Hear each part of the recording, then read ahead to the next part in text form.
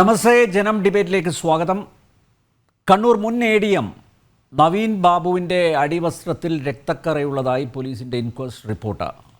എന്നാൽ പോസ്റ്റ്മോർട്ടം റിപ്പോർട്ടിലോ FIRലോ ഈ പരാമർശമില്ല.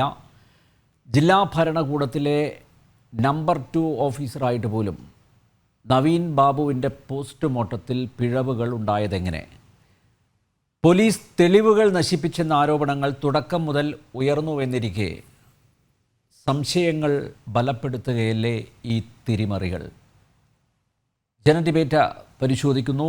നവീൻ ബാബുവിൻ്റെ സംശയാസ്പദമായ മരണത്തിലേക്ക് വിരൽ ചൂണ്ടുന്ന തെളിവുകൾ നശിപ്പിക്കപ്പെട്ടു. NIAയിൽ നിന്നും സൂപ്രണ്ടായി വിരമിച്ച IPS officer TK Rajmohan, save Kerala forum general secretary advocate KM Shajahan, ഇടത് സഹയാത്രികനും രാഷ്ട്രീയ നിരീക്ഷകനും അഭിഭാഷകനുമായ BN ഹസ്ക എന്നിവ അതിഥികളാവുന്നു. എല്ലാ അതിഥികളെയും ഈ സംവാദത്തിലേക്ക് സ്നേഹാദരങ്ങളോടെ സ്വാഗതം ചെയ്യുന്നു. ഒപ്പം പ്രേക്ഷകരെയും. നവീൻ ബാബുവിൻ്റെ ബന്ധു അഡ്വക്കേറ്റ് അനിൽ നായർ ഇന്നലെ ജനം ഡിബേറ്റിൽ പങ്കെടുത്ത് പോലീസിൻ്റെ ഇൻക്വസ്റ്റ് റിപ്പോർട്ടിൽ രേഖപ്പെടുത്തിയ നവീൻ ബാബുവിൻ്റെ അടിവസ്ത്രത്തിലെ രക്തത്തിൻ്റെ സാന്നിധ്യത്തെപ്പറ്റി വെളിപ്പെടുത്തിയിരുന്നു. അദ്ദേഹം പ്രസക്തമായ ചില ചോദ്യങ്ങൾ ഉന്നയിച്ചിരുന്നു. അത് ഞാൻ ഓരോന്നായി ഈ ചർച്ചയ്ക്കിടയിൽ അവതരിപ്പിക്കാം.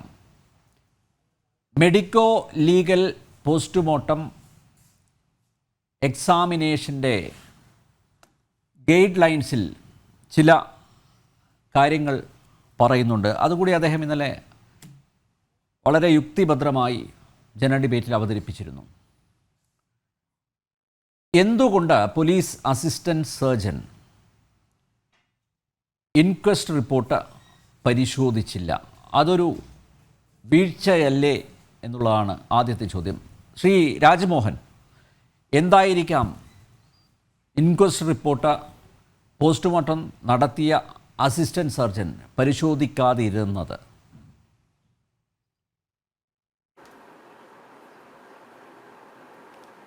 അനിൽ നമ്പ്യാർ, അതൊരു ചോദ്യം തന്നെയാണ്. അതൊരു ഈ ഇൻവെസ്റ്റിഗേഷൻ ഏജൻസിയോടുള്ള ഒരു വളരെ ഇമ്പോർട്ടൻ്റ് ആയ ഒരു ചോദ്യം തന്നെയാണ്. പൊതുസമൂഹം ചോദിക്കുകയാണ്, അല്ലെങ്കിൽ മരിച്ച ഈ അഡീഷണൽ ഡിസ്ട്രിക്ട് ADMൻ്റെ ഫാമിലി മെമ്പേഴ്സ് ചോദിക്കുന്ന ചോദ്യമാണ്, എന്താണ് ഈ ഡിസ്പാരിറ്റി? അതായത് ഇൻക്വസ്റ്റിൽ പറയുന്നു ഒരു ബ്ലഡ് സ്റ്റെയിൻഡ് ആയ ഒരു ക്ലോത്ത് ഉണ്ട്, അണ്ടർവെയർ ഉണ്ടെന്ന് പറയുന്നു. അതിനെക്കുറിച്ചിട്ട് പോസ്റ്റ്മോർട്ടം റിപ്പോർട്ടിൽ കാണുന്നില്ല എന്ന് പറയുമ്പോൾ it's A very serious lapse ആണ്, വെരി സീരിയസ് ലാപ്സ്. അപ്പോൾ സാധാരണ പോലീസ് ഒരു ഇൻക്വസ്റ്റ് കണ്ടക്ട് ചെയ്ത് കഴിഞ്ഞാൽ, പ്രേത വിചാരണ കണ്ടക്ട് ചെയ്ത് കഴിഞ്ഞാൽ, ഈ പ്രേതം പോസ്റ്റ്മോർട്ടത്തിന്, അതായത് കോസ് ഓഫ് ഡെത്ത് ഫൈൻഡിങ്സിന് വേണ്ടി അയച്ചു കൊടുക്കും സ്വാഭാവികമായിട്ട്. അപ്പോൾ ഈ ഇൻക്വസ്റ്റ് റിപ്പോർട്ട് പൂർണ്ണമായി അല്ല കൊടുക്കുക, അതിന് പകരം ഒരു റിക്വസ്റ്റ് കൊടുക്കും. ഒരു സെപ്പറേറ്റഡ് ഫോമാണ്, കേരള പോലീസിന് സെപ്പറേറ്റഡ് ഫോമറ്റാണ്. ആ ഫോമറ്റിലാണ് നമ്മൾ എല്ലാ ഡീറ്റെയിൽസും എഴുതും. ആ ഡീറ്റെയിൽസിൻ്റെ കൂട്ടത്തിൽ ഈ കേസിൻ്റെ ബ്രീഫും അതുമായി ബന്ധപ്പെട്ട എല്ലാ ഫാക്ട്സും എന്തൊക്കെ നോക്കണം എന്നൊക്കെ പറഞ്ഞിട്ട് ആ റിക്വസ്റ്റ് ഫോമിലാണ്, റിക്വസിഷൻ ഫോം, അതായത് മെഡിക്കൽ ഓഫീസർക്ക് ആരാണോ പോസ്റ്റ്മോർട്ടം നടത്തേണ്ടത് ആ ഉദ്യോഗസ്ഥന് ഈ ഡെഡ് ബോഡി സഹിതം അതൊരു പോലീസുകാരനെ ഏൽപ്പിച്ച് ആ റിക്വസ്റ്റ് എഴുതി, ഇൻവെസ്റ്റിഗേറ്റിംഗ് ഓഫീസർ ആ റിക്വസിഷൻ ഫോം ഒക്കെ എഴുതിയിട്ട് അത് കവർ ചെയ്ത് ഈ പോലീസുകാരനെ ഡെഡ് ബോഡി സഹിതം ഏൽപ്പിക്കും. അപ്പോൾ അതിലാണ് സാധാരണ ഇൻക്വസ്റ്റിലുള്ള വളരെ ഇങ്ങനെയുള്ള കണിശമായ കാര്യങ്ങൾ, ഇങ്ങനെയുള്ള സംശയമുള്ള കാര്യങ്ങൾ, അല്ലെങ്കിൽ ഇങ്ങനെ ഈ ഭാഗം കൂടി നോക്കണം എന്ന് പറയുന്ന കാര്യങ്ങളൊക്കെ ആ റിക്വസ്റ്റ് ഫോമിൽ കാണും. അത് it is very important document ആണ്. ആ ഡോക്യുമെൻ്റ് ഈ നമ്മുടെ ഇൻക്വസ്റ്റ് തയ്യാറാക്കിയിട്ടുണ്ട്. ആ ക്രിമിനൽ പ്രൊസീജിയർ കോഡ് അല്ലെങ്കിൽ പുതിയ ഭാരതീയ നാഗരിക സുരക്ഷാ സമിതി പ്രകാരം ഈ പുതിയ പ്രകാരം തയ്യാറാക്കുന്ന ഇൻക്വസ്റ്റ് റിപ്പോർട്ടിൻ്റെ ഒരു ബ്രീഫും അതിലെ കാര്യങ്ങളും എന്തൊക്കെ നോക്കണം, എങ്ങനെയൊക്കെ എന്തൊക്കെ സംശയങ്ങളുണ്ട് അതൊക്കെ പ്രതിപാദിച്ചുകൊണ്ടാണ് ലെറ്റർ പോവുക. ആ ലെറ്ററാണ് ഈ മെഡിക്കൽ ഓഫീസർ തുറന്നു നോക്കി അങ്ങേര് അതിനുശേഷം ആവശ്യമുള്ള അതുമായി ബന്ധപ്പെട്ട കാര്യങ്ങളൊക്കെ നോക്കിയതിന് ശേഷം വല്ല സംശയാസ്പദ ഇങ്ങനെ ഈ രക്തക്കറ പുരണ്ട ഒരു അണ്ടർവെയർ കണ്ടു എന്ന് പറഞ്ഞാൽ സ്വാഭാവികമായിട്ടും ഈ മെഡിക്കൽ ഓഫീസർ തീർച്ചയായിട്ടും ഐയോട് ഇൻവെസ്റ്റിഗേറ്റിംഗ് ഓഫീസറോട് ആ ആവശ്യമാണെങ്കിൽ ആ ക്ലോത്ത്, ആ മെറ്റീരിയൽ ഒബ്ജക്റ്റ് അതുകൂടി കൊണ്ടുവരാൻ ആവശ്യപ്പെടും. ഇതൊക്കെയാണ് ഇതിൻ്റെ പ്രോസസ്സ്, ലീഗൽ പ്രോസസ്സ്. പക്ഷേ ഇവിടെ നമ്മൾ കാണുന്നത് വ്യക്തമായിട്ടും ഇൻക്വസ്റ്റ് റിപ്പോർട്ടിൽ പറഞ്ഞ ഒരു കാര്യം, അതായത് ബ്ലഡ് സ്റ്റെയിനുള്ള കാര്യങ്ങൾ പൂർണ്ണമായിട്ടും ഈ പോസ്റ്റ്മോർട്ടം റിപ്പോർട്ടിൽ തള്ളപ്പെട്ടിരിക്കുകയാണ്.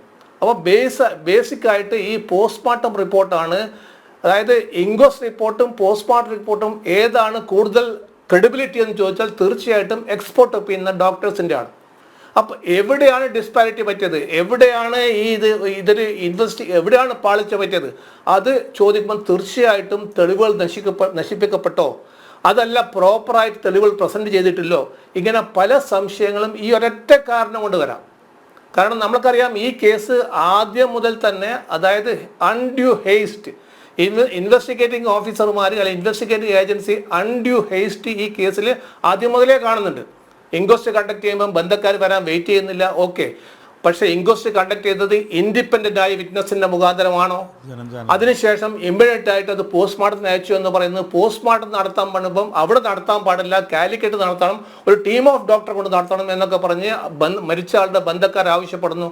അതിനൊക്കെ മറികടന്നുകൊണ്ടാണ് കണ്ണൂരിലുള്ള പോസ്റ്റ്മോർട്ടം നടത്തുന്നത്. അപ്പോൾ ഇതിൽ ടോട്ടലായിട്ട് അൺഡ്യൂ ഹേസ്റ്റും എന്തോ ഒന്ന് ഒളിപ്പിക്കാനുണ്ടോ അല്ല ഒളിപ്പിക്കാനില്ലയോ, ഇതൊക്കെ ഒരു സംശയത്തിൻ്റെ നിഴൽ നിർത്തിക്കൊണ്ടാണ് ഇപ്പോൾ ഈ ഇൻവെസ്റ്റിഗേഷൻ മുന്നോട്ട് പോയിരിക്കുന്നത്. അങ്ങനെ മുന്നോട്ട് പോകുമ്പോഴാണ് ഇപ്പം ഇതിൻ്റെ മരിച്ച ആളുടെ റിലേറ്റീവ്സ് ഒരു CBI ഇൻവെസ്റ്റിഗേഷൻ വേണ്ടി ഹൈക്കോടതി പോയിരിക്കുന്നത്. എനിക്ക് തോന്നുന്നത് ഈ പോലീസ് ഇൻവെസ്റ്റിഗേഷൻ ബേസിക്കായിട്ട് ചെയ്യേണ്ട പല കാര്യങ്ങളും ഇതിൽ വിട്ടുപോയിട്ടുണ്ടോ എന്ന് നമുക്ക് പറയാൻ പറ്റും. കാരണം നമുക്ക് എല്ലാം അറിയാം, നമുക്കറിയാം ഈ ഇൻവെസ്റ്റിഗേഷൻ എന്ന് പറഞ്ഞൊരു വല്ലാത്തൊരു പ്രോസസ്സാണ്. ഇറ്റ്സ് എന്താ പറയേണ്ടത്, ഹൈക്കോടതി സുപ്രീം കോടതി പല ജഡ്ജ്മെന്റിലും പറഞ്ഞിട്ടുണ്ട് അതൊരു ഡിവൈൻ പ്രോസസ്സ്, അതായത് ഒരു സേക്രഡ് പ്രോസസ്സാണത്. ആ സേക്രഡ് പ്രോസസ്സിൽ ഈ അന്വേഷണ ഉദ്യോഗസ്ഥന്മാർക്ക് ഒരുപാട് ഉത്തരവാദിത്വമുണ്ട്. അത്ര ഒരു പരിഭാവനമായ ഒരു കാര്യമാണ് ഇൻവെസ്റ്റിഗേഷൻ എന്ന് പറയുന്നത്. പ്രത്യേകിച്ചിട്ട് മരണത്തെക്കുറിച്ചുള്ള ഇൻവെസ്റ്റിഗേഷൻ അത് വളരെ വളരെ സേക്രഡ് ആയിട്ട് സുപ്രീം കോടതി ഒരുപാട് ജഡ്ജ്മെന്റിൽ പറയുന്നുണ്ട്. It's A Sacred investigation, criminal investigation it's A Sacred process. അത്ര പരിഭാവനമായ പ്രോസസ്സായി നടത്തേണ്ട ഒരു സംഗതിയാണ്. എന്നുമല്ല പല ജഡ്ജ്മെന്റിലും പറയുന്നുണ്ട് ഇത് ജുഡീഷ്യറിയുമായി തന്നെ ഇൻഡിപെൻഡൻ്റ് ആയ ഒരു സാധനമാണെന്നാണ് പറയുന്നത്. Police investigation should be independent as judiciary, അങ്ങനെയാണ് പല ജഡ്ജ്മെന്റിലും പറയുന്നത്. അപ്പം അന്വേഷണ ഉദ്യോഗസ്ഥന്മാർ വളരെ കണിശമായിട്ടും ശുഷ്കാന്തിയോടും കൂടി കേസ് കൈകാര്യം ചെയ്യണമായിരുന്നു. അങ്ങനെ കൈകാര്യം ചെയ്തതെല്ലാം അപാകതകളാണ് നമ്മളിപ്പോൾ ഈ കാണുന്നത്. അപ്പോൾ ഇതിലെ ഈ ഒരുപാട് അപാകതകൾ പറയാനുണ്ട്. പിന്നെ ഇൻവെസ്റ്റിഗേഷനിൽ ഈ ഡിജിറ്റൽ തെളിവുകൾ കൊണ്ടുവരുന്നത്, അങ്ങനെ പല കാര്യങ്ങളും പല അഭിപ്രായ വ്യത്യാസങ്ങളും പല സമയങ്ങളിലും ഉണ്ട്. കാരണം ഈ കേസ് ബേസിക്കായിട്ട് സ്റ്റാർട്ട് ചെയ്ത് തന്നെ അയാൾക്ക് ഒരു സ്ഥലം മാറ്റത്തിന് ഇത്ര വലിയ ഒരു പ്രോഗ്രാം അറേഞ്ച് ചെയ്യാറില്ല. അങ്ങനെ അറേഞ്ച് ചെയ്തതിനു ശേഷം അവിടെ അതിൽ ക്ഷണിക്കപ്പെടാത്ത ഒരു അതിഥി ഒരു വീഡിയോ റിപ്പോർട്ടറായിട്ട് വന്നിട്ട് അത് വീഡിയോ ഷൂട്ട് ചെയ്തിട്ട് അങ്ങനെയൊക്കെ പോകുന്നൊരു കേസാണിത്. അപ്പോൾ തികച്ചും ഇത്ര സീരിയസ് ആയ കേസ്, കൂടാതെ ആ ജില്ലയിലത്തെ number 2 additional district magistrate, collector കഴിഞ്ഞാൽ നമ്പർ 2 അഡീഷണൽ ഡിസ്ട്രിക്ട് മജിസ്ട്രേറ്റ് ആണ്, അദ്ദേഹമാണ് മരിച്ചിരിക്കുന്നത്. അപ്പം അദ്ദേഹം മരിച്ച സമയത്ത് സ്വാഭാവികമായിട്ടും ഈ ഇൻവെസ്റ്റിഗേറ്റിംഗ് ഏജൻസി, അതായത് പോലീസ്, അതിനെക്കുറിച്ചിട്ട് വ്യക്തമായൊരു ധാരണയും ഒരു മുൻധാരണയും, കാരണം അത്ര ഇമ്പോർട്ടൻ്റ് ആയ ഒരു മനുഷ്യനാണ് മരിച്ചു കിടക്കുന്നത്. അപ്പോൾ ആ കേസ് അത്ര സീരിയസ് ആയി കൈകാര്യം ചെയ്യണമായിരുന്നു. പക്ഷേ ഈ കേസ് ഇൻവെസ്റ്റിഗേറ്റ് ചെയ്തതും അതുമായി ബന്ധപ്പെട്ട കാര്യങ്ങളൊക്കെ ചെയ്തതും ലോവർ ലെവൽ ഓഫീസർമാരായിപ്പോയി. അതിൻ്റെ മുകളിൽ ഒരുപാട് പ്രശ്നങ്ങൾ വന്നു, ചർച്ചകൾ വന്നു, പൊതുസമൂഹം പ്രതികരിച്ചു. അപ്പോഴൊരു ടീം ഫോം ചെയ്ത്, എന്നിട്ടും ആ ടീമിൻ്റെ ഹെഡായ ജില്ലാ പോലീസ് മേധാവി ഇതുവരെ പത്രസമ്മേളനം പോലും നടത്തിയിട്ടില്ല.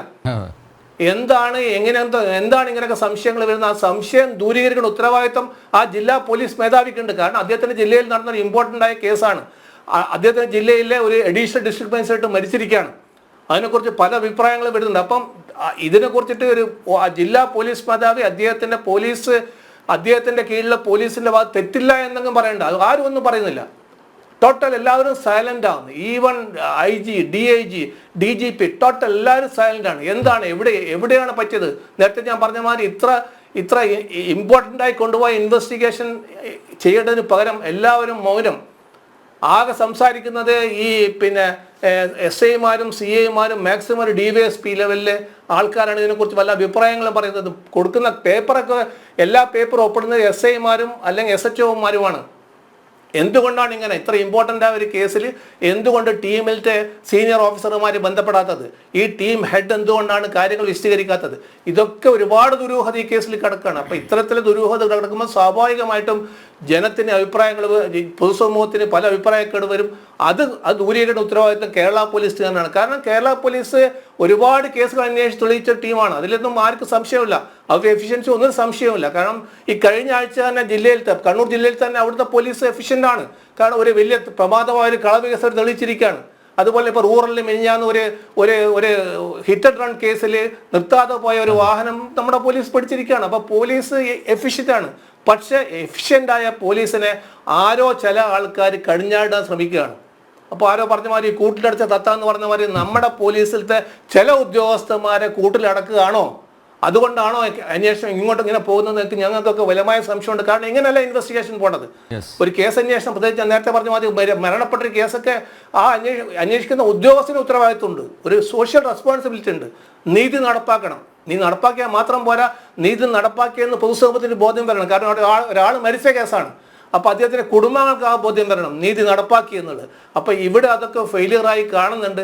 അത് എന്തുകൊണ്ടാണെന്നുള്ളത് അതിനെപ്പറ്റി അതിൻ്റെ ജില്ലാ പോലീസ് മേധാവി ഇതുമായി ബന്ധപ്പെട്ട ആൾക്കാർ വിശദീകരിക്കണം. അങ്ങനെ വിശദീകരണം കിട്ടാത്തതുകൊണ്ടാണ് ഇപ്പോഴ് പല ആൾക്കാരും ഈ ഹൈക്കോടതിയിൽ പോയിട്ട് ഒരു CBI ഇൻവെസ്റ്റിഗേഷനോ അല്ല വേറൊരു മോണിറ്റർഡ് ഇൻവെസ്റ്റിഗേഷനൊക്കെ ചോദിക്കുന്നത്. തീർച്ചയായിട്ടും അത് ചോദിക്കാൻ കാരണം ഇതിൽ ഒരുപാട് ഡിസ്പാരിറ്റി, ഒരുപാട് ലാക്യുനാസ്, സീരീസ് ഓഫ് ലാക്യുനാസ് ഈ കേസ് കാണാൻ പറ്റും. നമ്മളൊക്കെ ഇൻവെസ്റ്റിഗേഷൻ ചെയ്ത ആൾക്കാരായതുകൊണ്ട് പറയാണ് ഒരുപാട് ലാക്യുനാസ് ഉണ്ട്. ആ ലാക്യുനാസ് ഒക്കെ ഇൻവെസ്റ്റിഗേറ്റിംഗ് ഓഫീസേഴ്സ് കവർ ചെയ്ത് മുന്നോട്ട് പോയാൽ മാത്രമേ ഒരു ലീഗലായിട്ടുള്ള ഒരു റെമഡി ഈ മരിച്ച ആളുടെ ഫാമിലി കൊടുത്തു എന്ന് കരുതാൻ പറ്റുള്ളൂ. ഷാജഹാൻ, നോക്കൂ, ഈ നടപടിക്രമങ്ങളിലുള്ള വീഴ്ച, അതുപോലെ അന്വേഷണത്തിലെ വീഴ്ചയാണ് വളരെ ഹ്രസ്വമായിട്ട് രാജ്മോഹൻ സാർ ഇവിടെ അവതരിപ്പിച്ചത്.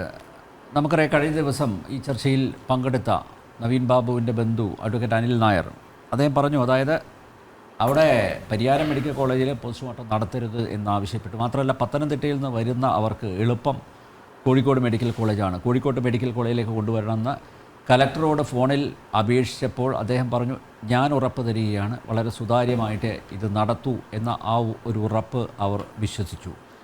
അവരുടെ മനസ്സിൽ അന്നേ ചില സംശയങ്ങൾ ഉണ്ടായിരുന്നു. ആ സംശയങ്ങൾ ഒക്കെ വരും ദിവസങ്ങളിൽ പിന്നീട് അങ്ങോട്ട് ബലപ്പെട്ട് കൊണ്ടിരിക്കുന്നു. ഏറ്റവും ഒടുവിൽ ഇപ്പോൾ സാധാരണ ഞാൻ ഇന്നലെയും ചൂണ്ടിക്കാണിച്ചാണ് അത്, സാധാരണ ഇപ്പോൾ ഒരു മരണം നടന്നു കഴിഞ്ഞാൽ അതിൻ്റെ പോസ്റ്റ്മോർട്ടം റിപ്പോർട്ടൊക്കെ പെട്ടെന്ന് തന്നെ മാധ്യമങ്ങൾക്ക് അടക്കം ലഭിക്കും. നവീൻ ബാബുവിൻ്റെ പോസ്റ്റ്മോർട്ടം റിപ്പോർട്ട് കഴിഞ്ഞ ദിവസമാണ് കിട്ടിയത്. ഈ ഇൻക്വസ്റ്റ് റിപ്പോർട്ട് ഇന്നലെയാണ് ഇദ്ദേഹം പറഞ്ഞപ്പോഴാണ് ഇൻക്വസ്റ്റ് റിപ്പോർട്ടിലുള്ള ഈ പരാമർശം, അടിവശത്തിൽ രക്തക്കറയുണ്ട് എന്ന ആ പരാമർശം, അതും പൊതുസമൂഹത്തിൻ്റെ ശ്രദ്ധയിൽപ്പെട്ടത് ഇന്നലെയാണ്. നോക്കൂ, ഒക്ടോബർ 15-നാണ് ദുരൂഹ സാഹചര്യത്തിൽ നവീൻ ബാബു മരണപ്പെടുന്നത്. ഇത്രയും ദിവസങ്ങളായി സ്വാഭാവികമായും അവർക്ക് സംശയങ്ങളുണ്ട്. ആ സംശയങ്ങൾ നിവാരണം ചെയ്യുന്നതിനാണ് അവർ ഹൈക്കോടതിയെ സമീപിച്ചത്. കേരള പോലീസ് ഈ രീതിയിൽ അന്വേഷണം മുന്നോട്ട് കൊണ്ടുപോവുകയാണെങ്കിൽ അവർക്ക് സ്വാഭാവിക നീതി ലഭിക്കില്ല എന്ന ഉത്തമ ബോധ്യമുണ്ട്. അതുകൊണ്ടാണ് CBI അന്വേഷണം ആവശ്യപ്പെട്ടത്. പക്ഷേ CBI അന്വേഷണം വേണ്ട എന്നാണ് ഇപ്പോൾ സർക്കാർ എടുത്തിരിക്കുന്ന നിലപാട്. സർക്കാർ നിലപാടെടുക്കുന്നതിന് മുമ്പ് CPM സംസ്ഥാന സെക്രട്ടറി MV ഗോവിന്ദനാണ് അത് പരസ്യമായി പറഞ്ഞത്. CBI ഒന്നും വരണ്ട, പോലീസ് തന്നെ അന്വേഷിച്ചാൽ മതി എന്നുള്ളത്. ഷാജഹാൻ, ഇന്നലെ താങ്കളും ചർച്ചയിൽ പങ്കെടുത്തതാണ് അല്ലേ? ഞെട്ടിപ്പിക്കുന്ന ഒരു വെളിപ്പെടുത്തലാണ് അദ്ദേഹത്തിൻ്റെ ഭാഗത്തുനിന്നുണ്ടായത്. ഇന്നലെ അതിലെ ആ ഇൻക്വസ്റ്റ് റിപ്പോർട്ടിലെ പ്രസക്ത ഭാഗം അദ്ദേഹം നമുക്ക് അയച്ചു തരികയും ചെയ്തു. അത് നേരത്തെ സ്ക്രീനിൽ കാണിക്കുകയും ചെയ്തു. കാരണം ഇതിൽ ഈ ഒരു ഹേസ്റ്റി ആയിട്ട് സാറ് നേരത്തെ പറഞ്ഞ പോലെ വളരെ തിടുക്കത്തിൽ പിന്നെ ഇൻക്വസ്റ്റ് റിപ്പോർട്ട് തയ്യാറാക്കി അവിടെ തന്നെ അവർ പറഞ്ഞ സ്ഥലത്ത് പോസ്റ്റ്മോർട്ടം നടത്തരുത് എന്ന് ആ സ്ഥലത്ത് തന്നെ അവർ പറഞ്ഞ സ്ഥലം കോഴിക്കോട് മെഡിക്കൽ കോളേജിൽ ഇത് പോസ്റ്റ്മോർട്ടം നടത്തുന്നതാണ്. പക്ഷേ പരിയാരം മെഡിക്കൽ കോളേജിൽ തന്നെ പോസ്റ്റ്മോർട്ടം നടത്തിയതിൽ നിന്നല്ലേ ഈ ഒരു ഇതിലുള്ള തിരിമറികൾ ആരംഭിക്കുന്നത് അല്ലേ? അല്ല, ഇതിൽ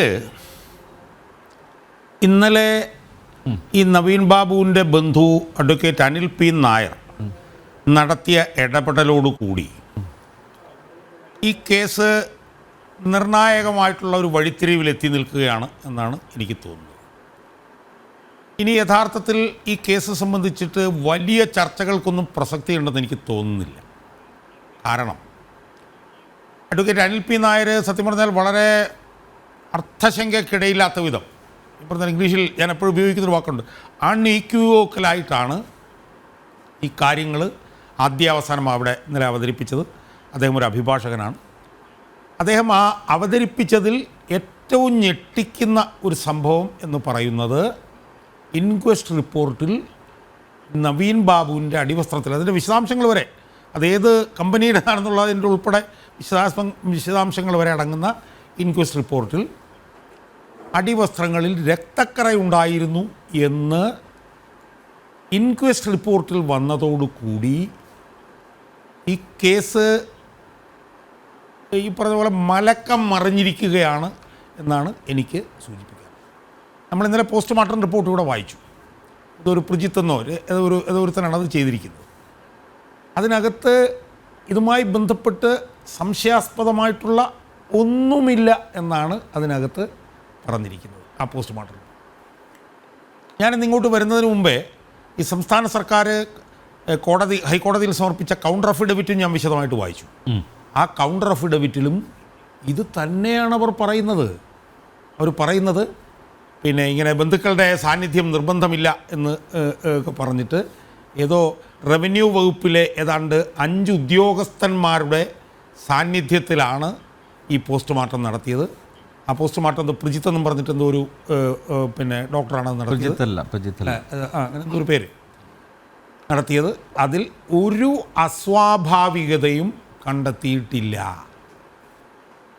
അപ്പം 5 ഉദ്യോഗസ്ഥന്മാരുടെ സാന്നിധ്യത്തിൽ നടത്തിയിട്ടുള്ള ഈ പോസ്റ്റ്മോർട്ടത്തിൽ ഒരു അസ്വാഭാവികതയും കണ്ടെത്തിയില്ല എന്ന് സംസ്ഥാന സർക്കാർ ഹൈക്കോടതിയിൽ കൊടുത്ത കൗണ്ടർ അഫിഡവിറ്റിൽ കൃത്യമായി, അത് വലിയ ചർച്ചയിൽ ഞാനതെടുത്ത് വായിച്ച് കേൾപ്പിക്കാം, കൃത്യമായി പറഞ്ഞിരിക്കുകയാണ്. എന്ന് മാത്രമല്ല, ഇന്നലെ അഡ്വക്കേറ്റ് അനിൽ പി നായർ ആ ഒരു മെഡിക്കോ ലീഗൽ അതിൻ്റെ ഒരു ഗൈഡ് ലൈൻസും ഒക്കെ വായിച്ചിരുന്നു. ക്ലോത്ത്സ് ആവശ്യപ്പെട്ടിട്ടുണ്ടോ എന്ന് ചോദിച്ചിരുന്നു. ഞാനിന്ന് Clothes and other material objects found on the body are to be asked for in all cases where examination of such material objects may help in attaining any of the objectives of autopsy എന്നാണ് അദ്ദേഹം അതിനകത്ത് പറഞ്ഞിട്ടുള്ളത്. ഏറ്റവും അത്ഭുതകരമായിട്ടുള്ള കാര്യം, ഞാനിന്ന് counter വായിച്ച് നോക്കുമ്പോൾ കാണുന്ന എന്താണെന്നറിയാമോ? ഇത് കൊടുത്തിട്ടുണ്ടെന്നാണ് അതിനകത്ത് എഴുതിയിരിക്കുന്നത്. അതായത് ഇതിൻ്റെ അപ്പാരൽസ് ട്രാൻസ്ഫർ ചെയ്തിട്ടുണ്ട് എന്നാണ് അതിനകത്ത് എഴുതിയിരിക്കുന്നത്. അപ്പോൾ ഇത് കാണിക്കുന്നത്, ഞാനത് കിട്ടുകയാണെങ്കിൽ ഞാനൊന്ന് വായിച്ച് കേൾപ്പിക്കാം. അതായത് അതിൻ്റെ അതായത് ക്ലോത്ത്സ് അടക്കം കൊടുത്തിട്ടുണ്ട്. ക്ലോത്ത്സ് അടക്കം കൊടുത്തിട്ടുണ്ട്. അതായത് ഫോർ എക്സാമിനേഷൻ. അതാണ് അതിനകത്ത് കൃത്യമായിട്ട് പറയുന്നത്. അപ്പം ക്ലോത്ത്സ് അടക്കം കൊടുത്തിട്ട് പോലും ഇത് അവർ നോക്കിയോ, വായിക്കാം. ഞാനിത് ഇങ്ങോട്ട് വന്നപ്പോഴത്തേക്കും ഞാനത് വായിച്ചുകൊണ്ടിരിക്കുകയായിരുന്നു. അതിനകത്ത് വളരെ കൃത്യമായിട്ട് 7ാമത്തെ ഖണ്ഡികയിൽ പറയുന്നുണ്ട്, the major things done as part of the investigation of the above case are as follows: conducted inquest and prepared inquest report in the presence of 5 independent witnesses including revenue officers and prepared Caesar Mahasar. എന്ന് പറയുമ്പോൾ postmortem നടത്തിയത് 5 independent സാക്ഷികളുടെ, സ്വതന്ത്ര സാക്ഷികളുടെയും including revenue officers. എന്നിട്ട് പറയുന്നത് എന്താണ്? ഈ sello tape lifting നടത്തിയില്ല എന്നുള്ളതായിരുന്നു ഈ മഞ്ജുഷയുടെ ഒരു പരാതി. എന്നാൽ seized cellophane pressings collected from left sole, right sole, അതെല്ലാം ചെയ്തു, അതെല്ലാം പാക്കറ്റിലാക്കി. അപ്പോൾ സെലോഫെയിൻ ടേപ്പിംഗ് നടത്തിയിരിക്കുന്നു. Lifted chance prints from the place of occurrence, seized 2 mobile phones, അതുപോലെ തന്നെ അപ്പാരൽസ് അതെല്ലാം ട്രാൻസ്ഫർ ചെയ്തു എന്നുൾപ്പെടെയാണ് ഇതിനകത്ത് പറയുന്നത്. അപ്പോൾ ഈ രക്തക്കറയുള്ള ഈ അടിവസ്ത്രങ്ങൾ ഉൾപ്പെടെ ട്രാൻസ്ഫർ ചെയ്തു എന്ന് പറയുമ്പോൾ അത് ശ്രദ്ധിക്കാതെയാണ് ഈ പോസ്റ്റ്മോർട്ടം നടത്തിയത് എന്ന് നമ്മൾ പറയേണ്ടി വരുമോ? എനിക്കറിയില്ല, ഞാൻ അറിയാൻ ചോദിക്കുകയാണ്. അപ്പോൾ ഇത് ഈ തുണി എന്താണ് ചോദിക്കാതിരുന്നെന്നാണല്ലോ അനിൽ നായർ ചോദിച്ചത്. പക്ഷേ അത് കൊടുത്തു എന്നാണ് പറയുന്നത്. അപ്പോൾ അല്ല, അങ്ങനെയാണെങ്കിൽ എന്തുകൊണ്ട് അതുമായി ബന്ധപ്പെട്ട ഒരു പരാമർശം ഉണ്ടായിട്ടില്ല? അല്ല, അതാ ഞാൻ പറഞ്ഞത്. അപ്പോൾ ഇതിൽ നിന്ന് വരുന്ന വ്യക്തമായിട്ടുള്ളൊരു വസ്തുത എന്താണ്? വ്യക്തമായിട്ടുള്ളൊരു വസ്തുത, ഇൻക്വസ്റ്റ് റിപ്പോർട്ടിൽ 15-ാം തീയതി തന്നെ രക്തക്കറയുള്ള അടിവസ്ത്രം കണ്ടുപിടിച്ചു എന്ന് പറഞ്ഞിട്ടും അത് പരിഗണിക്കാതെ, ഇപ്പോൾ രക്തക്കറയുണ്ട് എന്ന് പറഞ്ഞാൽ അത് ഇന്നലെ അനിൽ പി നായർ പറഞ്ഞതുപോലെ രക്തക്കറയുണ്ട് എന്ന് പറയുമ്പോൾ ഇഞ്ചുറി ഉണ്ടായിരുന്നു എന്നുള്ളത് വ്യക്തമല്ലേ? ഇഞ്ചുറി എവിടെയായിരുന്നു എന്നുള്ളത് മാത്രമേ നമ്മൾ ഇനിയിപ്പോൾ കണ്ടുപിടിക്കേണ്ടതുള്ളൂ. അപ്പം ഇഞ്ചുറി ഉള്ളതുകൊണ്ടാണ് രക്തക്കറ ഉണ്ടാവുന്നത്. പോസ്റ്റ്മോർട്ടം റിപ്പോർട്ടിലാണെങ്കിൽ ഇന്റേണൽ എക്സ്റ്റേണൽ ഇഞ്ചുറീസ് ഒരു ഇഞ്ചുറീസും ഇല്ല എന്നാണ് അതിനകത്ത് പറഞ്ഞത്. പിന്നെ എങ്ങനെ ബ്ലഡ് വന്നു?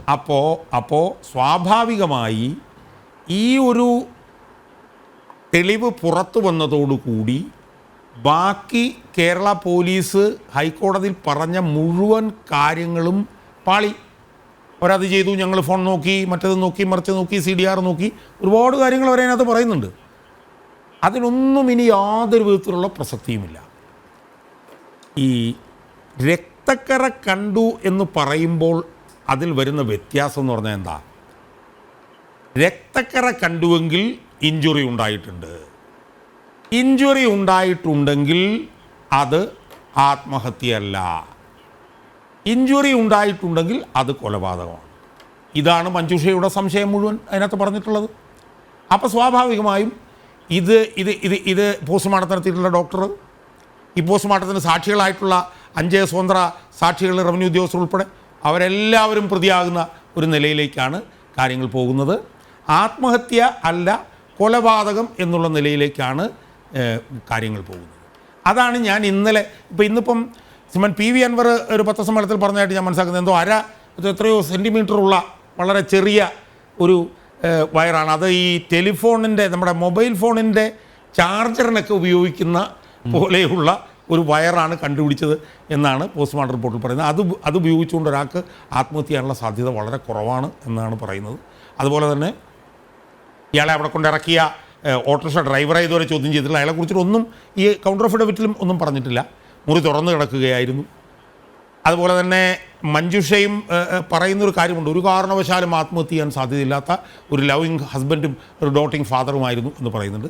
അപ്പോൾ ഇന്നലത്തെ വെളിപ്പെടുത്തലോടുകൂടി ഈ കേസ് ആകെ തകിടം മറിഞ്ഞിരിക്കുകയാണ്. ഇത് ഞാൻ മനസ്സിലാക്കുന്നത്, ഈ അടിവസ്ത്രത്തിലെ രക്തക്കറ എന്ന് പറയുന്നത് CD-യിലും കേസ് ഡയറിയിലും ഇത് അപ്പിയർ ചെയ്തിട്ടുണ്ട് എന്നാണ് ഞാൻ മനസ്സിലാക്കുന്നത്. കോടതി കേസ് ഡയറി നോക്കട്ടെ എന്നാണ് പറഞ്ഞിട്ടുള്ളത്. അതുകൊണ്ട് ഇനി പിടിച്ചു നിൽക്കൽ വലിയ പാടാണ്. പിന്നെ TK രാജ്മോഹൻ പറഞ്ഞത് ഒക്കെ തന്നെ ശരിയാണ്. പോലീസിൻ്റെ അന്വേഷണം ഡിവൈൻ ആയിരിക്കണം, സേക്രഡ് ആയിരിക്കണം എന്നൊക്കെ പറഞ്ഞു. പക്ഷേ അദ്ദേഹത്തിന് പരിമിതി ഉള്ളതുകൊണ്ടാണ്. പോലീസ് ആരുടെ പോക്കറ്റിലാണ്, പോലീസ് എങ്ങനെയാണ് അന്വേഷിക്കുക, ഇതൊക്കെ നമ്മൾ ഒരുപാട് കേസുകളിൽ കണ്ടതാണ്. നമ്മൾ ഷോഹേബ് വധക്കേസിൽ കണ്ടു, നമ്മൾ ഷുക്കൂർ വധക്കേസിൽ കണ്ടു, നമ്മൾ പെരിയ വധക്കേസിൽ കണ്ടു, TP ചന്ദ്രശേഖരൻ കേസിൽ കൃത്യമായി അന്വേഷണം നടത്തി തെളിയിക്കുന്നതിൽ പങ്കുവച്ച ആളാണ് അവിടെ ഇരിക്കുന്നത്. അപ്പോൾ സ്റ്റേറ്റാണ് ഇതെല്ലാം നിയന്ത്രിക്കുന്നത്. സ്റ്റേറ്റ് എങ്ങനെ ചെയ്യുന്നു എന്നുള്ളത് വളരെ വ്യക്തമാണ്. ഇപ്പം MP ജയരാജൻ തന്നെ പറഞ്ഞില്ലേ, MP ജയരാജൻ പ്രസംഗിച്ചപ്പോൾ എന്താ പറഞ്ഞത്? അഴിമതി നടന്നു എന്നും നടന്നില്ല എന്നും 2 വാദങ്ങളുണ്ടെന്ന് പറഞ്ഞു. ഇവിടെ സംസ്ഥാന സെക്രട്ടറിയുടെ ഭാര്യ പോയി ഈ ദിവ്യ ജയിലിൽ നിന്ന് പുറത്തിറങ്ങുമ്പോൾ അവരുടെ ഈ മക്കളെ സ്കൂളിൽ കൊണ്ട് വിട്ടിട്ട് വൈകിട്ട് അവർ ബസ്സിൽ കയറി വരുമോ എന്ന് നോക്കി നിൽക്കുന്നത് പോലെയാണ് ആ ശ്യാമള എന്ന് പറഞ്ഞ സ്ത്രീ ഉളുപ്പില്ലാതെ. എല്ലാവരും ഇതുപോലെ ഒരാളുടെ അതെ കാരണക്കാരിയാണല്ലോ. അതെ. അപ്പോൾ ഈ പോലീസ് ഈ പറഞ്ഞ പോലെ സ്വതന്ത്രമായി അന്വേഷിക്കുന്നൊക്കെ നമ്മൾ പറയുകയും അതൊക്കെ ശുദ്ധ അസംബന്ധമാണ്. അതുകൊണ്ട് കേസിൻ്റെ മൊത്തം ക്യാരക്ടർ ഇന്നലത്തെ ഈ തെളിവോടുകൂടി മാറി മറിഞ്ഞിരിക്കുകയാണ് എന്നാണ് എനിക്ക് സൂചിപ്പിക്കുന്നത്. ഷാജഹാൻ വാദങ്ങൾ അവതരിപ്പിക്കുമ്പോൾ മന്ദസ്മേരം തൂകുകയായിരുന്നു അഡ്വക്കേറ്റ് BN ഭാസ്കർ. ഇതിലൊന്നും കാര്യമില്ല എന്നാണ് അദ്ദേഹം പറയാൻ പോകുന്നത്. ഞാൻ അദ്ദേഹത്തിൻ്റെ മുഖത്ത് നിന്ന് ഞാനതാണ് വായിച്ചെടുക്കുന്നത്. ഞാൻ അഡ്വക്കേറ്റ് അസ്കറിലേക്ക് വരാം. Advocate Askar, medico legal postmortem examination guide lines, അതിൽ 2 കാര്യങ്ങളാണ് നമ്മളിപ്പോൾ ഇത്രയും സമയം നമ്മൾ ചർച്ച ചെയ്തത്. അതിൽ പ്രധാനമായിട്ട്, അതായത് an extract of the inquest report relevant to postmortem examination should be insisted upon along with the requisition. അതെന്തായാലും അതായത് ഈ പ്രൊസീജിയറൽ ഫോർമാലിറ്റീസിലാണ് പറയുന്നത്. ഇൻക്വസ്റ്റ് റിപ്പോർട്ട് അസിസ്റ്റൻറ്റ് സർജൻ അത് കണ്ടിരിക്കണം. മാത്രമല്ല clothes and other material objects found on the body are to be asked for in all cases where examination of such material objects may help in attaining any of the objectives of autopsy. എനിക്ക് അറിയേണ്ടത് ഈ അടിവസ്ത്രത്തിൽ രക്തക്കറ ഉണ്ട് എന്ന പരാമർശം അത് assistant surgeon പരിശോധിച്ചിരുന്നെങ്കിൽ എങ്ങനെ ശരീരത്തിൽ internal or external injury ഇല്ല എന്ന് എഴുതി വെക്കാൻ പറ്റും? അന്നമ്പ്യർ ഇതില് ഒന്നാമതായി ഈ ഹാങ്ങിങ് ഡെത്ത് 3 തരത്തിലാണ് സംഭവിക്കാറുള്ളത്. ഒന്ന് സൂയിസൈഡും, മറ്റൊന്ന് ഹോമിസൈഡും, മൂന്നാമത് ആക്സിഡന്റുമാണ്. വളരെ അപൂർവമാണ് ആക്സിഡന്റൽ ഹാങ്ങിങ്സ് എന്ന് പറയുന്നത് നാം കണ്ടുവരാറുള്ളത്. ഹോമിസൈഡിലും സൂയിസൈഡിലും വളരെ കൃത്യമായിട്ട് ലിഗേച്ചർ മാർക്ക് 3 ക്യാരക്ടറിസ്റ്റിക്കാണ് ആത്മഹത്യ ചെയ്താൽ, ഹാങ്ങിങ് മൂലം ആത്മഹത്യ ചെയ്താൽ അല്ലെങ്കിൽ തൂങ്ങി മരണം സംഭവിച്ചാൽ 3 ക്യാരക്ടറിസ്റ്റിക്കാണ് പ്രത്യേകമായി കാണാറുള്ളത്. ഒന്ന് ലിഗേച്ചർ മാർക്കാണ്. ആ ലിഗേച്ചർ മാർക്കിന്റെ അടിസ്ഥാനത്തിൽ വളരെ കൃത്യമായ ഒരു ഫോറൻസിക് സയൻസ് വിദഗ്ധന് ഇത് ആത്മഹത്യയാണോ സൂയിസൈഡ് ആണോ എന്ന് തിരിച്ചറിയാൻ കഴിയും. നോട്ട് വരുന്നതിന്റെ ഭാഗം വെച്ചും ലിഗേച്ചർ മാർക്കിന്റെ ക്യാരക്ടറിസ്റ്റിക്സ് വെച്ചാണ് ഡോക്ടർമാർ അല്ലെങ്കിൽ ഫോറൻസിക് സയൻസ് വിദഗ്ധൻ ഇത് തിരിച്ചറിയുക എന്ന് പറയുന്നത്. രണ്ടാമത് വരുന്നതെന്ന് പറഞ്ഞാൽ സൈനോസിസ് എന്ന് പറയും. അതായത് വിരൽത്തുമ്പുകളിലും നഖങ്ങളിലും ഒക്കെ വരുന്ന നീല നിറത്തെയാണ് സൈനോസിസ് എന്ന് പറയുന്നത്. മൂന്നാമത് പെറ്റഗൽ ഹെമറേജ് എന്ന് പറയും. അതായത് നമ്മുടെ ശരീരത്തിന്റെ രോമകൂപങ്ങളിൽ നിന്ന് ചോര പൊടിയുന്ന അവസ്ഥ. എല്ലാ ആത്മഹത്യാ മരണങ്ങളെയും അസ്ഫിക്സിയ, അതായത് ഓക്സിജൻ ലഭിക്കാതെ വരുന്ന ആ മരണങ്ങളായിട്ടാണ് പൊതുവെ മരണകാരണം കണ്ടെത്താറുള്ളത്.